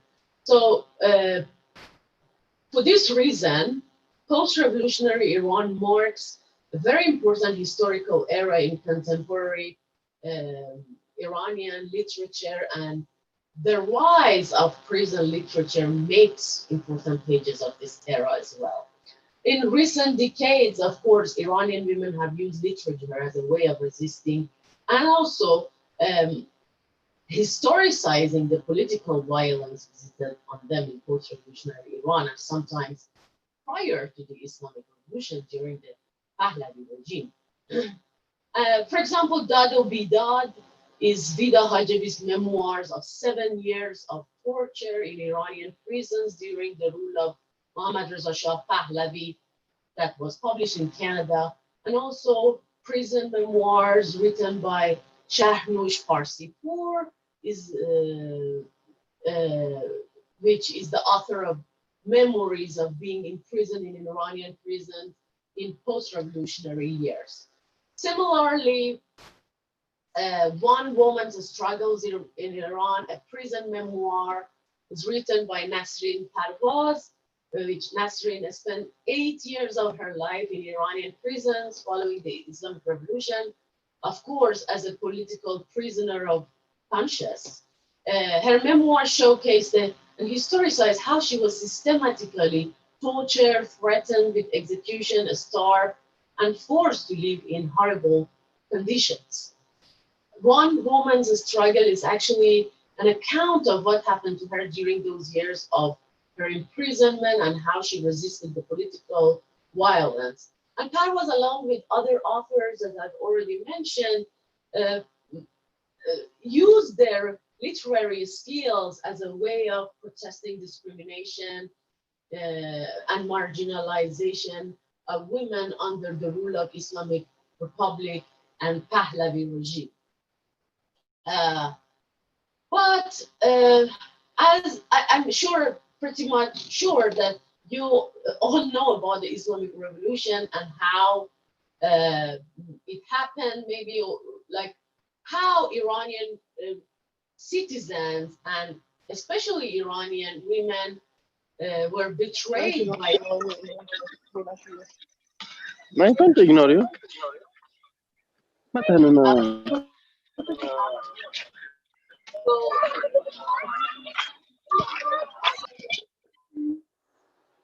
Ayatollah Khomeini orders the compulsory wail, for example, and other discriminatory rules, and introduced actually many rules to be implemented on all aspects of Iranian women's lives and body. And since the beginning of imposing these regulations, which led to the intensification of violence against women in Iran, Iranian literary figures, including the female authors, started to criticize the injustices associated with gender, for example, or race or class, and protested women's marginalization under the current regime. Of course, so many of them were forced to leave the country due to the fear of prosecution, imprisonment, and sometimes death penalty. Shirin Neshat is among the Iranian female artists and cinematographers living a diasporic life in exile. And I recall her famous sentence where she says, "Art is our weapon.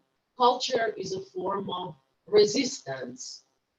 And Neshat's work, and especially her series of photography and poetry, which is kind of related to this paper, Women of Allah, and also the film Women Without Men, based on Shahrnush Parsipour, another Iranian female author in Diaspora, work received a wide international attention, mostly because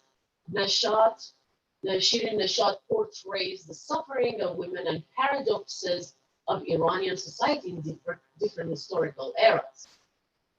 So she's also a well-known critic of politics and of the Islamic Republic policies. but through her artistic work, and this is an interesting thing about that, because we see that, yes, Iranian writers and artists and poets, they actually criticize their own internal policies, but at the same time, they are criticizing the West. So Shirin Eshat is one of them. And through her artistic work, where she actually introduces new images of Iranian women to the Western societies that has been challenging to the Western understanding of Middle Eastern women's lives in general, and Iranian women in particular. Rafia Zakaria, who is a Pakistani American critic, argues that or describes Shirin Neshat's photographs from Women of Allah series is the strongest, as the strongest. She says in this portraits, the faces, eyes, and the hands of the artists and other female subjects are transcribed with Persian poetry.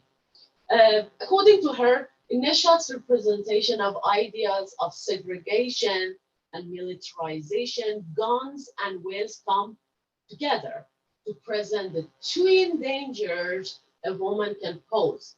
One of a probable if whale sexuality and of a whale sexuality, and the other of the literal bullet in the barrel. Women of Allah actually indicate the convolutions and complications of women's identities in the Middle East through and how actually the Westerners have actually challenges the representations, the Orientalist representations of Muslim women in general. And Zakaria again states that the Islamist veiled and armed women warrior model in Women of Allah is concentrated on complementarity instead of equality. So it visualizes the domains of men and women as detached, but saturated with their own power structures in which women can escalate to leadership. Other Iranian authors and feminist authors in diaspora who have criticized the present injustices and also the violence visited on themselves, and also other Iranian women in post-revolutionary era, are Azar Nafisi. Azar Nafisi's novel, the famous one is Reading Lolita in Tehran, which I'm sure a lot of you have read it before. And it is an account of the author's experiences as a teacher, as a university teacher in post-revolutionary Iran. And the book actually centers on a group of female university students who meet in secret at Nafisi's house. And there because there they have the opportunity to discuss some forbidden literary works. And of course, it is Western literature mostly. So Nafisi's novel portrays the gradual loss of freedom in post-revolutionary Iran, and the worsening situation for women, and also the war, the violence associated with war, with the Iran and Iraq war. But at the same time, the novel reveals the power and comfort of literature, great literature. On the other hand, the author, Nafisi, tries to, not only put herself in the book, in the novel, or her own memories, but also she tries to showcase the cultural and national Iranian memory, and also historicize and document, those memories through literature. Another novel, which is also very well known now in the West, is Marjane Satrapi's Persepolis, which was adopted into an award-winning film in the same name, and has, it's a graphic novel, of course, and it is lauded for its honest and witty insight into life in post-revolutionary Iran. Satrapi herself, as part of the first generation to experience their youth and adolescence during the new oppressive regime, she tries to portray the tension between the young generation of Iranian society and freedom and resistance and rebellion and the moral codes, the strict moral code, and also the lack of freedom of speech, imprisonment, censorship. So she actually portrays very, very controversial and, uh,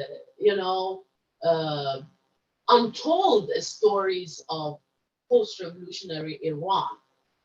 It is all also, demonstrating the wider consequences of the discriminatory rules for the specific groups of the society, such as women and political activists, for example, artists, singers, and other marginalized identities. Uh, The most common types of diasporic literature among Iranian women writers now in the West are prison memoirs, autobiographies, and in most recent years, or the recent decade, poetry, of course.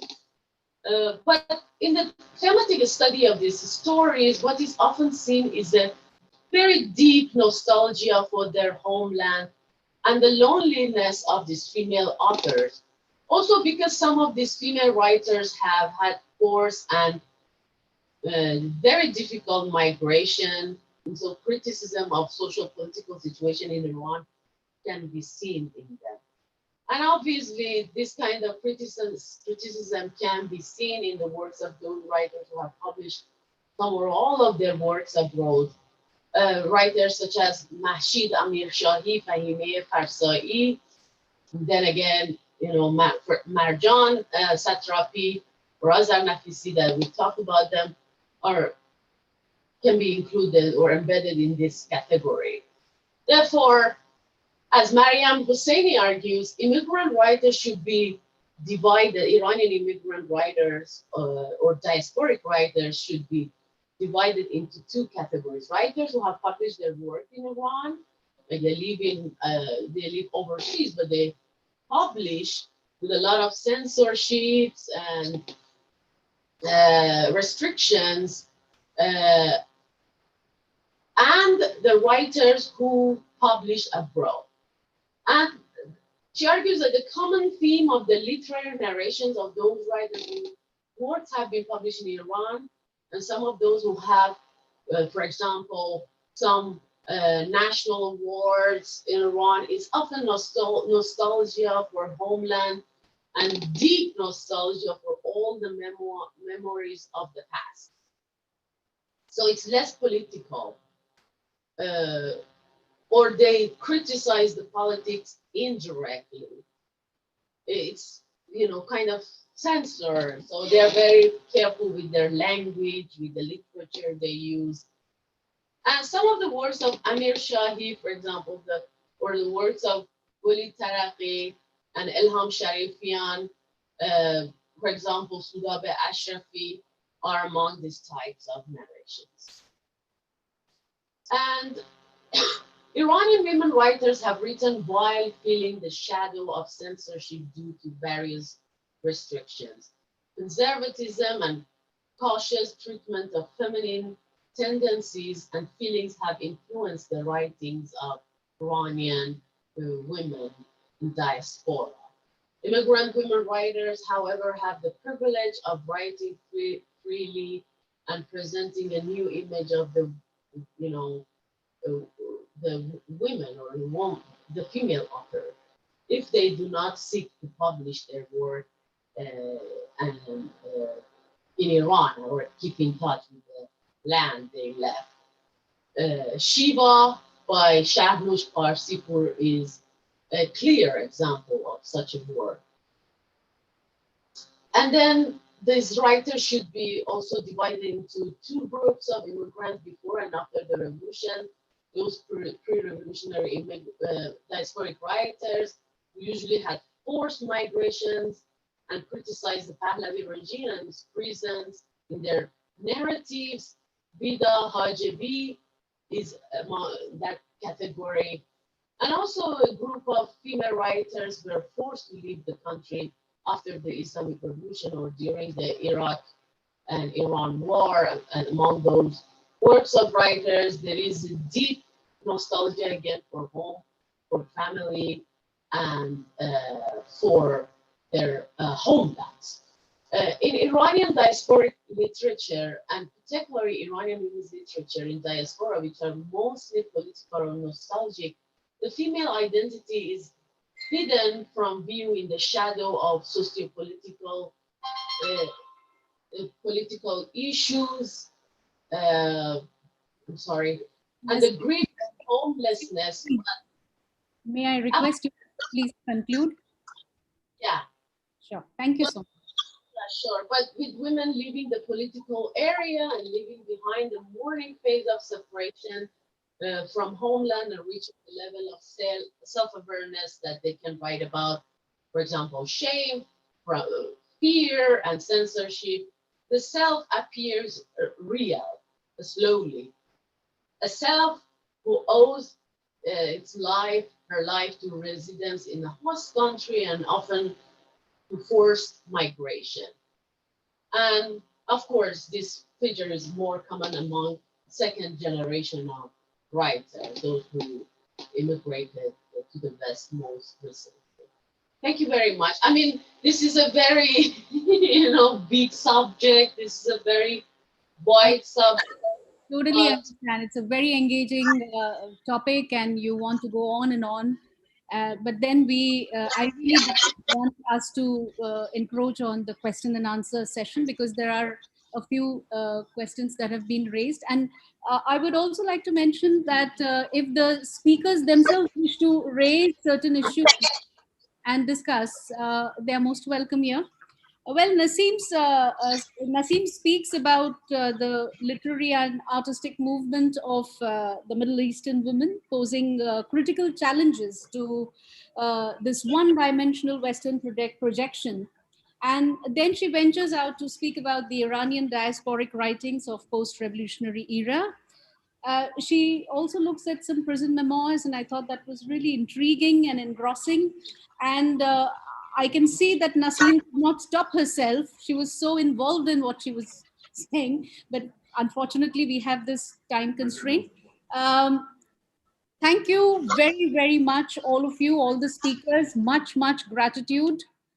We may now have some time to take up a few questions from our participants and listeners here on Zoom as well as on YouTube who are watching us live in 100. May I call upon my department colleague, Professor Prakash Kona, to lead this session. Prakash, will you moderate, please? Yeah.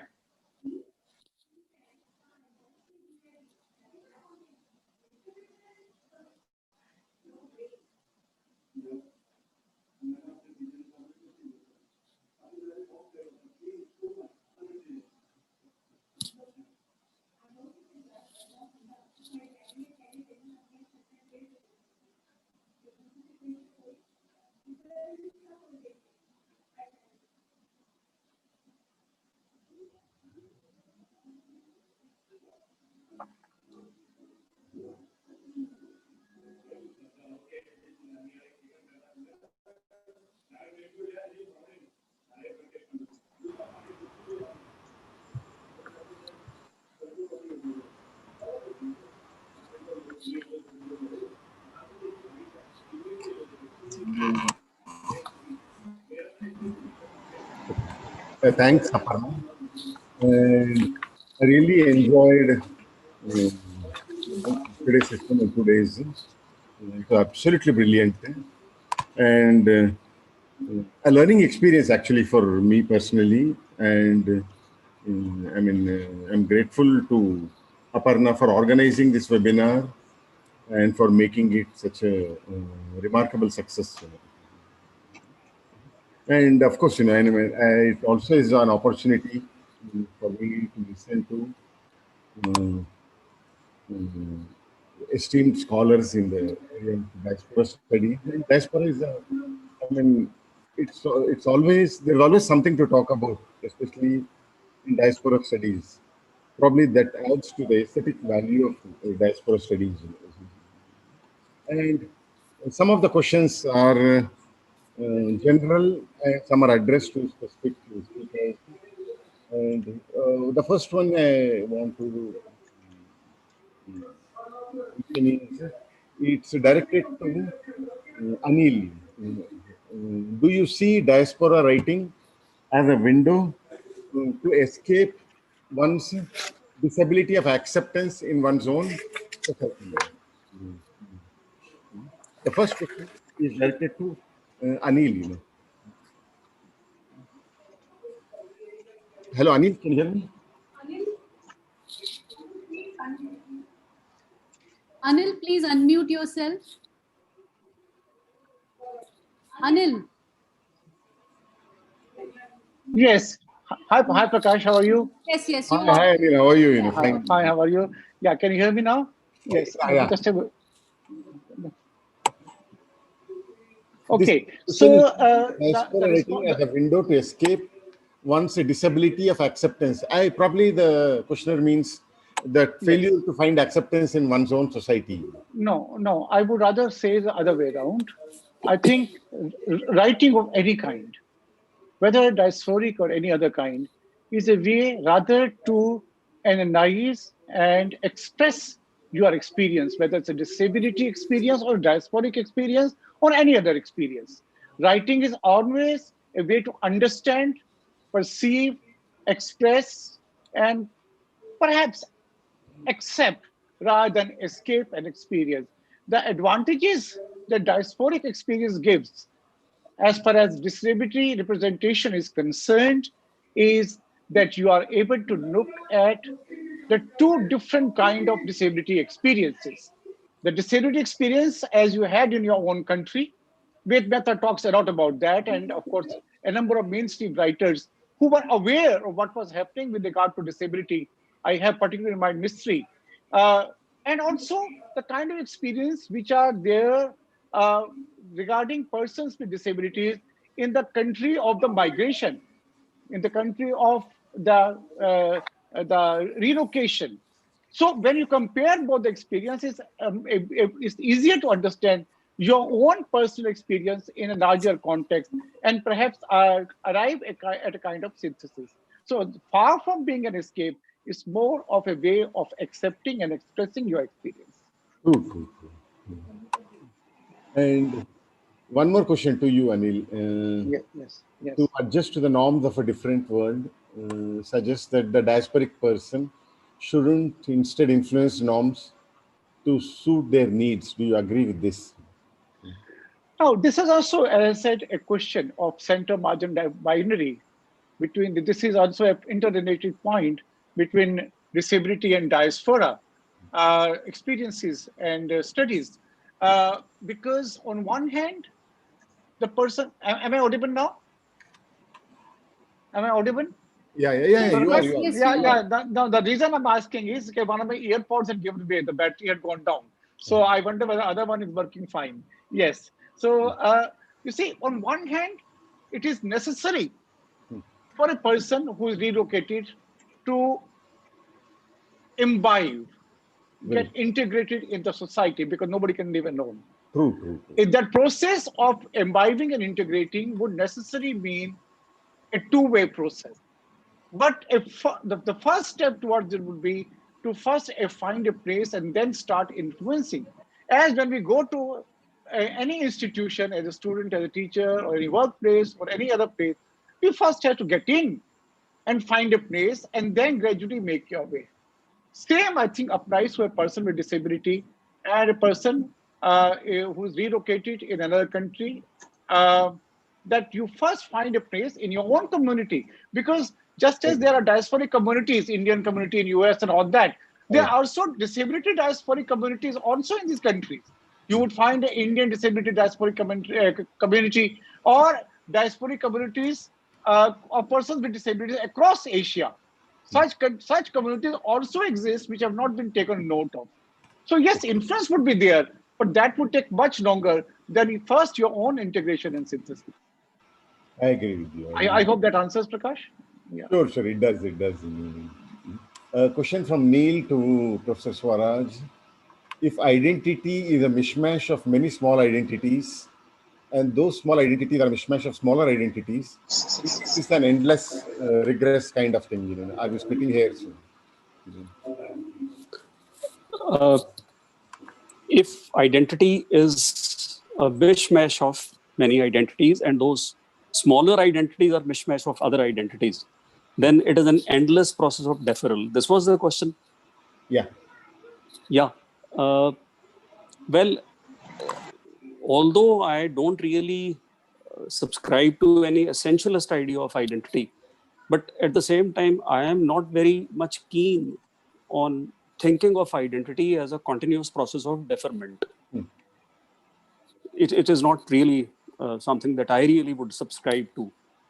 After all, we do have a certain identity, which we cannot I mean, this is a very facile kind of thinking about identity, that it is continuously deferred, that it is totally uh, contingent and totally inessentialist. So I really don't accept it somehow. Very true. Very true. I agree with you. I mean, it wouldn't make sense to imagine that identity is so fluid that we are nowhere, and we are nobody's. One more question from Divya to you, Professor Swaraj. What is your take on the identity negotiations of the diaspora who had to flee from their home country on account of ethnic strife? Do you think their issues as diaspora are radically different?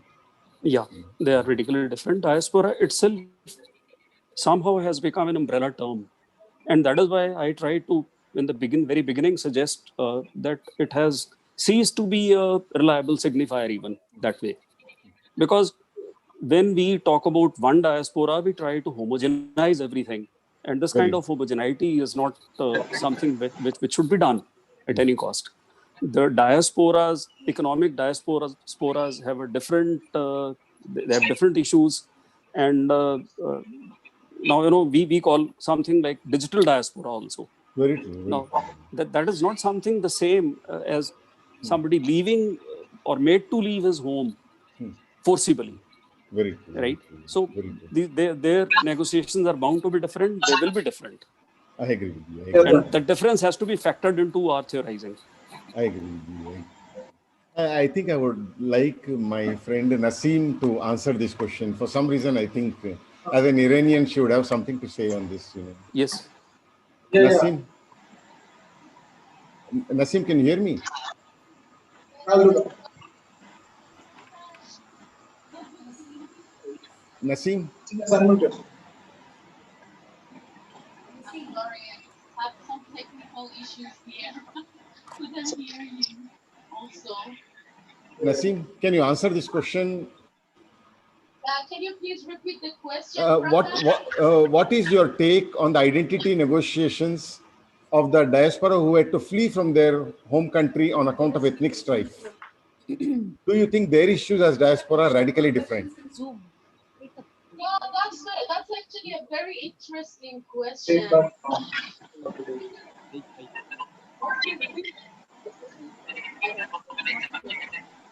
Hello. To flee their countries and start a new life in diaspora or living a diasporic life in exile, they come from different intersectional identities. So their identities cannot be defined easily. We all have, intersectional identities and and every day we gain new perspectives, and those perspectives actually influence the way we perceive the world, or slowly shaping our identity. And when you, of course, when you go to the host country, such as, like, for example, Iranian women here in the United States, they struggle a lot with understanding the new culture, and kind of assimilating to the new culture, especially here in the United States, because they really, a lot of people expect you to behave in certain ways. So that makes the situation very difficult for a lot of people who flee their countries. And of course, they face different kinds of oppressions in exile and diaspora. So it's not the violence that you experience in your homeland. Home country. Very true. Very true. So facing new challenges, facing new accusations in the new. Yeah, but true, Nasim. But that always brings me to the point that I was thinking since yesterday. Why is that diasporic communities don't critically engage with white working class people, or even the other? Because even whites are not a homogeneous group. I mean, there is no one white. I mean, there are working classes, there are other groups too. That's not true. And then, that's true. But when we are talking about a country like the United States, we are talking about a very diverse country. And it's not also white. America is not white only. It's also people of color. And, some oppressive behaviors of the American people of color towards the refugees, towards for example, immigrant women who are politically persecuted, and also men or LGBTQ community. I agree.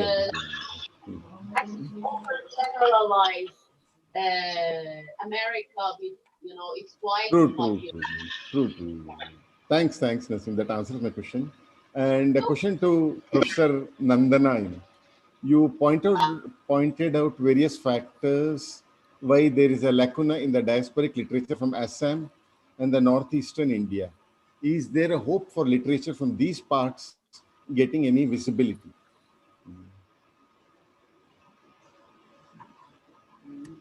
Professor Nandana, can you hear me? Yes. Thank you for the question. Hope for this literature. Actually, the problem I was pointing to was that there are so many. Unmute yourself. I have. Nandana. Can you not hear me? I'm unmuted. Can you hear me now? Yeah, it's clear. Can you hear? Yeah, absolutely. Yeah. Okay.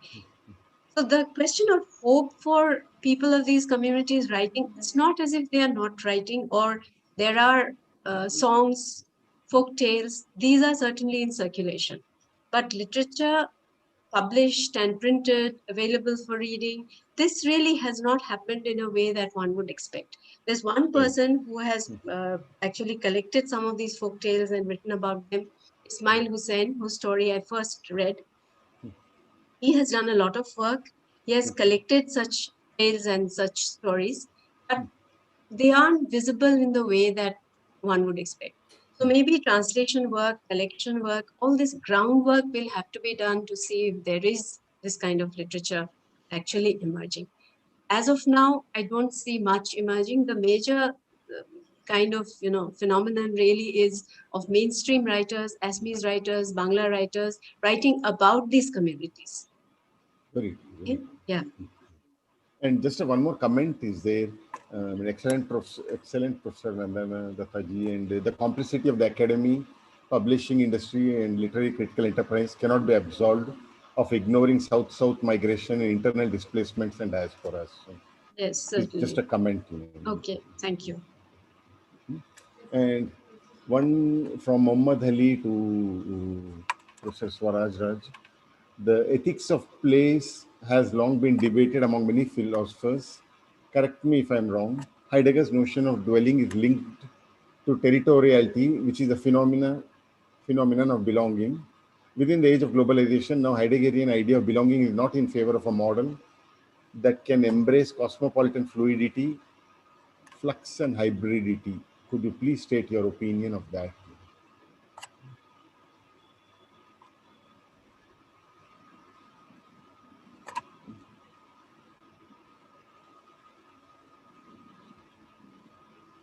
The actual question is, Swaraj, the actual question is, within the age of globalization, the Heideggerian idea of belonging is not in favor of a model that can embrace cosmopolitan fluidity, flux, and hybridity. Okay, this is what I was coming to actually. I say that I really agree to this proposition. I agree to what Muhammad Ali says. There is no doubt about it. Heidegger was essentially a modern thinker. And we do say that he is postmodern because the way he deconstructs certain things, especially the way he goes into the etymology of words, and Right. he does a lot of deconstruction that way. But otherwise, this idea of fluidity, endless fluidity, and the this cosmopolitan fluidity, flux, and hybridity, they are, I believe, essentially postmodern ideas. And Heidegger, territoriality for Heidegger was very important. And if I may add here, although we are discussing Heidegger, but then let us also look at the way he sided with the Nazis. And that itself shows his territoriality, that he was himself not deterritorialized in the way in which Guthrie and Felix Guthrie and who's the other fellow who's his friend, they have written that anti-Oedipus book. The way they talk about deterritorialization, he was not deterritorialized like that. So I agree with this. I accept it. I agree with your response. And just there's one more question here. It is just some detail. It is a marvelous talk on the gaps, loopholes in the mainstream diasporic studies. Can you please name the Armenian poet you referred to during your talk? Yeah, I can just now. Nora Okay. Nadjarian. Nora Nadjarian. Nora Nadjarian. Yeah. Oh, thanks. And one question, probably which your talk has already responded to at some level. Can we pursue the diasporic subjects who suffer from marginality and othering in the host countries as possessing an exilic identity rather than a hybrid diasporic one? Can you please repeat the question? Can we perceive the diasporic subjects who suffer from marginality and othering in the host countries as possessing an exilic identity rather than a hybrid diasporic one? Are they exiles rather than to be seen within as hybrids? No, I would see them as exiles, basically, exilic identity. In fact, if we look at the idea of exilic identity and the idea of belongingness in exile, that itself constitutes some kind of hybridity, because the exile is at some place. It doesn't really mean that he doesn't really belong at all to that place. Some belonging is there. And then he's also looking back home. Some nostalgia is also there. So that much of hybridity can be granted. But otherwise, I don't really accept the postmodern idea of hybridity for an exilic subject. Very true. Akash, if I may comment on this point. Yeah. No, you see, it is perhaps sometimes assumed that a person who would be perhaps at the margins in the home country, right, when he or she would go abroad to a different country, relocate, the marginality would not be over. But that doesn't happen. There's a different kind of, there are various kind of marginalities operating there also. For instance, if we talk with respect to disability or gender, discrimination is not all over in the Western countries with respect to these two categories. These two categories, to an extent or the other, would be marginalized within the communities in those countries also.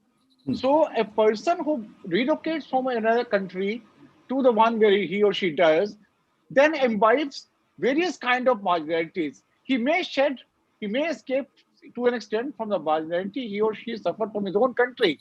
But then in the process, he would also inherit the marginality which is already present in that other country, along with the marginality which is also there for a diasporic in that country. So it is a very, very flux kind of situation. You may escape from some marginality, but you may inherit some other. This whole idea that the foreign countries or the relocated countries are utopias is not true, because they are, even the original citizens of those countries were not Right. like diasporic, also suffered from marginality. It's not that I was on very hunky dory there. That doesn't happen. Yeah, Very, very. I believe if it were true that the countries that we want to go to are utopian, then there would be no diaspora at all. Yes, Exactly, absolutely, exactly. absolutely. We Wonderfully would not put. be talking about any diaspora. Yeah, Wonderful, absolutely. wonderful. Yeah. The question only wouldn't arise. You're right. But this is why I was trying to make the point that part of that critical engagement with mainstream majoritarian culture is important. Because at the end of the day, even somebody like Martin Luther King was able to talk to the whites and was able to convince the whites that civil rights are important for black people. So in that sense, that critical engagement is extremely important, I always think, because the isolationist view is, unacceptable in the modern world. But anyway, one question from Saleh to Professor Swaraj. How do you see the intersection of contested belonging and home as a story of the past for diasporic identities? And as no one today is purely one thing, what is your take on cultural identity? And probably you answered this already. As a fluid entity that keeps straddling the borderline between the old heritage and the mainstream culture. No, I have not addressed this question as yet. Well, the first thing is that I don't really believe that belonging itself can be contested. Belonging can be marked by ambivalence, but it cannot be contested somehow. This is my personal idea. What can be contested is the idea of home. How do you look at home? Home is a place where you invest all your emotional energies. Home is a place where you want to go back if you have one. And home is a place also, it's also the place that you're looking for if you have gone away from home. So home itself can be a contested place. And if we go into the etymology of the word home, and if we go to Freud, the way he takes up the whole issue in his essay, the uncanny, the word home comes from Heim, German term home. From Heim. Heim is actually, according to Freud, the place that we have come from, and it can be antenatal existence also, the prenatal existence also. So mother's womb can be the primal home. And when Freud further tried to find out the meanings of the word home, then he also found that home also carries the connotation of unheimlich. Heim as well as unheimlich. Unheimlich is something unhomely. Now, and that is what then he formulated his ideas about the uncanny, that if we are living in a home, right, individuation is not possible. So if you have to leave the home for individuation, and home is obviously a place which is a place of comfort, but at the same time it also invokes Kristiva's idea of the abject. So that kind of the very idea of home can be contested. And the next part of the question is, what was the next part? Yeah, it has something to do with cultures. Yeah, cultural identity as a fluid entity. Yes.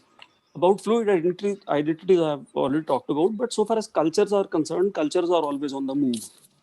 You cannot really protect any culture. The very idea of preserving culture, I think, takes me back to preserving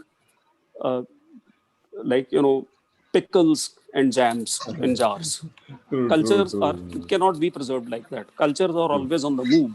true, And true. cultural identity also, I mean, ultimately what is culture? It is material as well as ideational. So ideational culture will not change, even if the material culture changes. We may go on using cars, but still we will retain some ideational culture. So to that extent, I believe that cultural identity changes, it shifts, but not completely. We retain something of the original culture, and at the same time, engagement with the past. That was it. The engagement with old heritage, the contestation between engagement with old heritage, and I think mainstream culture. Yeah, So what do we call mainstream culture? First, we have to define that. exactly. And so far as uh, engagement with the past heritages, old heritage is concerned, uh, how do you engage with the old heritage? This is very important for us to ask. Do we engage with the old heritage in the sense in which the Nazis wanted to engage with it?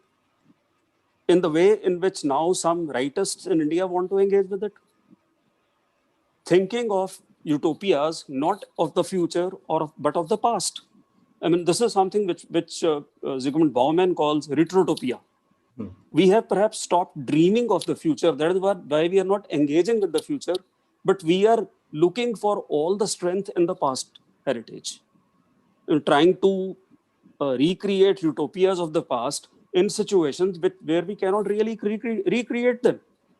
So we have to really think of all these issues when we uh, engage with the idea of engagement with old heritage and with mainstream culture. Agree It's with not you. an easy kind of a True. situation, really. Very true, very true. One final question from Bhupati to Anil. Anil, how do you look at Indian disabled uh, having to go through an Indian disabled person having to go through ableism and normalcy while living in the West? We understand from their writing that they mostly appreciate Western accommodation and the kind of facilities available for them.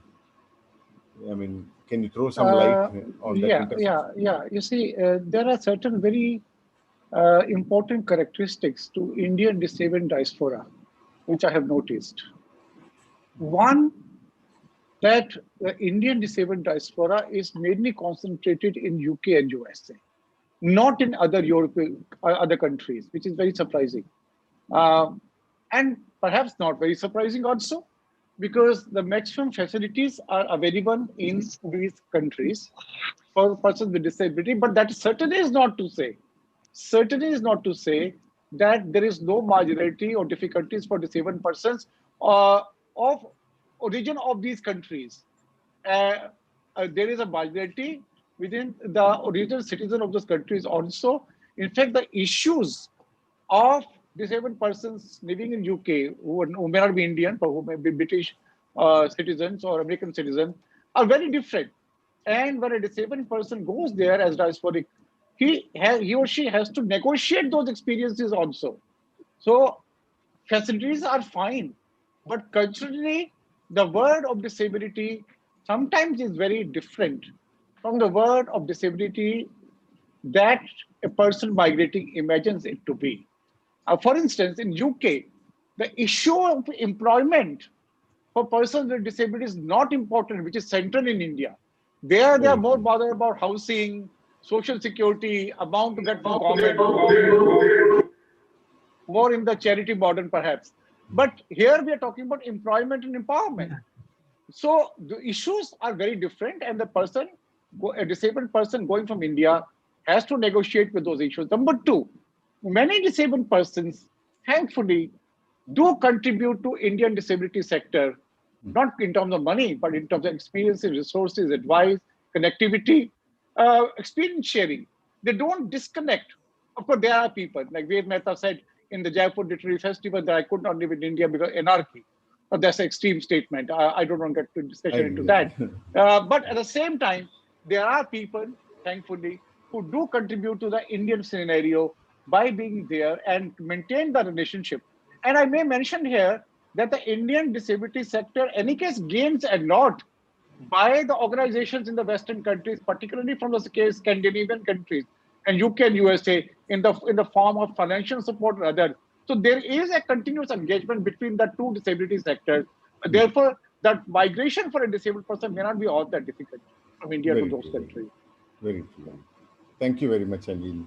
And I want to thank the speakers, Anil, Professor Swaraj Raj, Professor Nandana Datta, and Naseem, and back to my dear friend Aparna. Thank you, Prakash, for conducting this question answer session so very well and picking up the right ones and the relevant ones. And this may go on seamlessly, but we have to call it a day. It was really, all the talks were ravishing and enrapturing and opened up such extensive and expansive, zones. I wish to congratulate heartily all the speakers, Professor Anil Aneja, Professor Swaraj Raj, Professor Nandana Datta, Naseem Basiri, all of you. You were so, so wonderful. Well, this brings us to the culmination point of our two-day international webinar on diaspora, gender, and marginality. The entire purpose of this webinar was to create a platform for dialogue and unveil avenues of research and possibilities towards newer discourses, newer areas, and paradigms. The expanse and the profundity of the theme is so huge.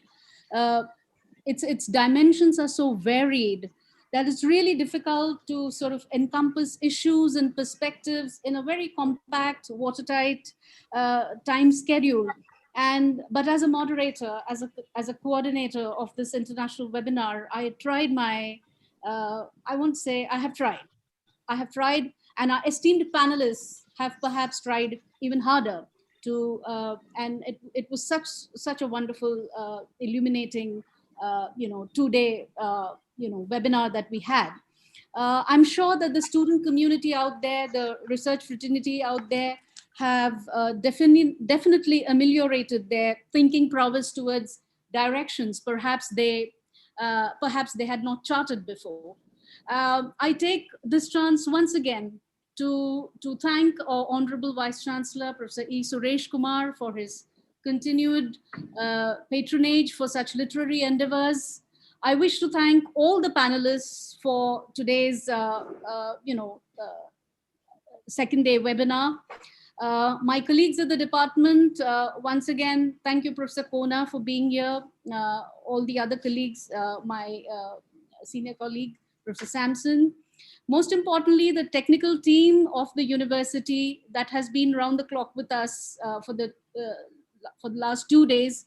Actually, it's a holiday for them, but they have sacrificed their time and their personal private lives, and they have been here with us to ensure that the program functions smoothly. So thank you to the Dean Technical Infrastructure once again, to his team, Mohan, Moin, Sampath, thank you so much. Thank you for being with us. My bunch of research scholars again, without whom it wouldn't have been really so smooth, Dr. Hatim, Dr. Bhupati, Abdul Fazil for working round the clock, and to all those wonderful people who took some time to scribble those very motivating and heartwarming messages to me since the last 2 days. The students and the teaching fraternity, I thank you all. Many, many, many thanks. I request you to please fill up your feedback forms till the link is on, so that your e-certificates later can be generated. Thank you once again to all the panelists. Thank you, Professor Anisur Rahman and other senior professors here. Thank you for being here and being very, very encouraging. So it's a closure. Thank you. Thank you, Aparna. Thank you very much. Bye. Bye, all of you. Bye. Thank you. Bye. Bye. Bye. Thank you.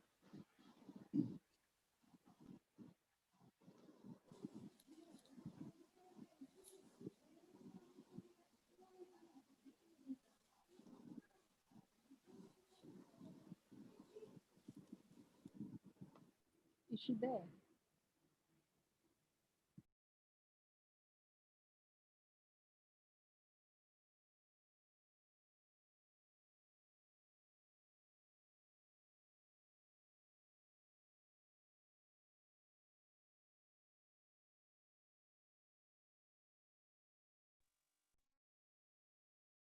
Thank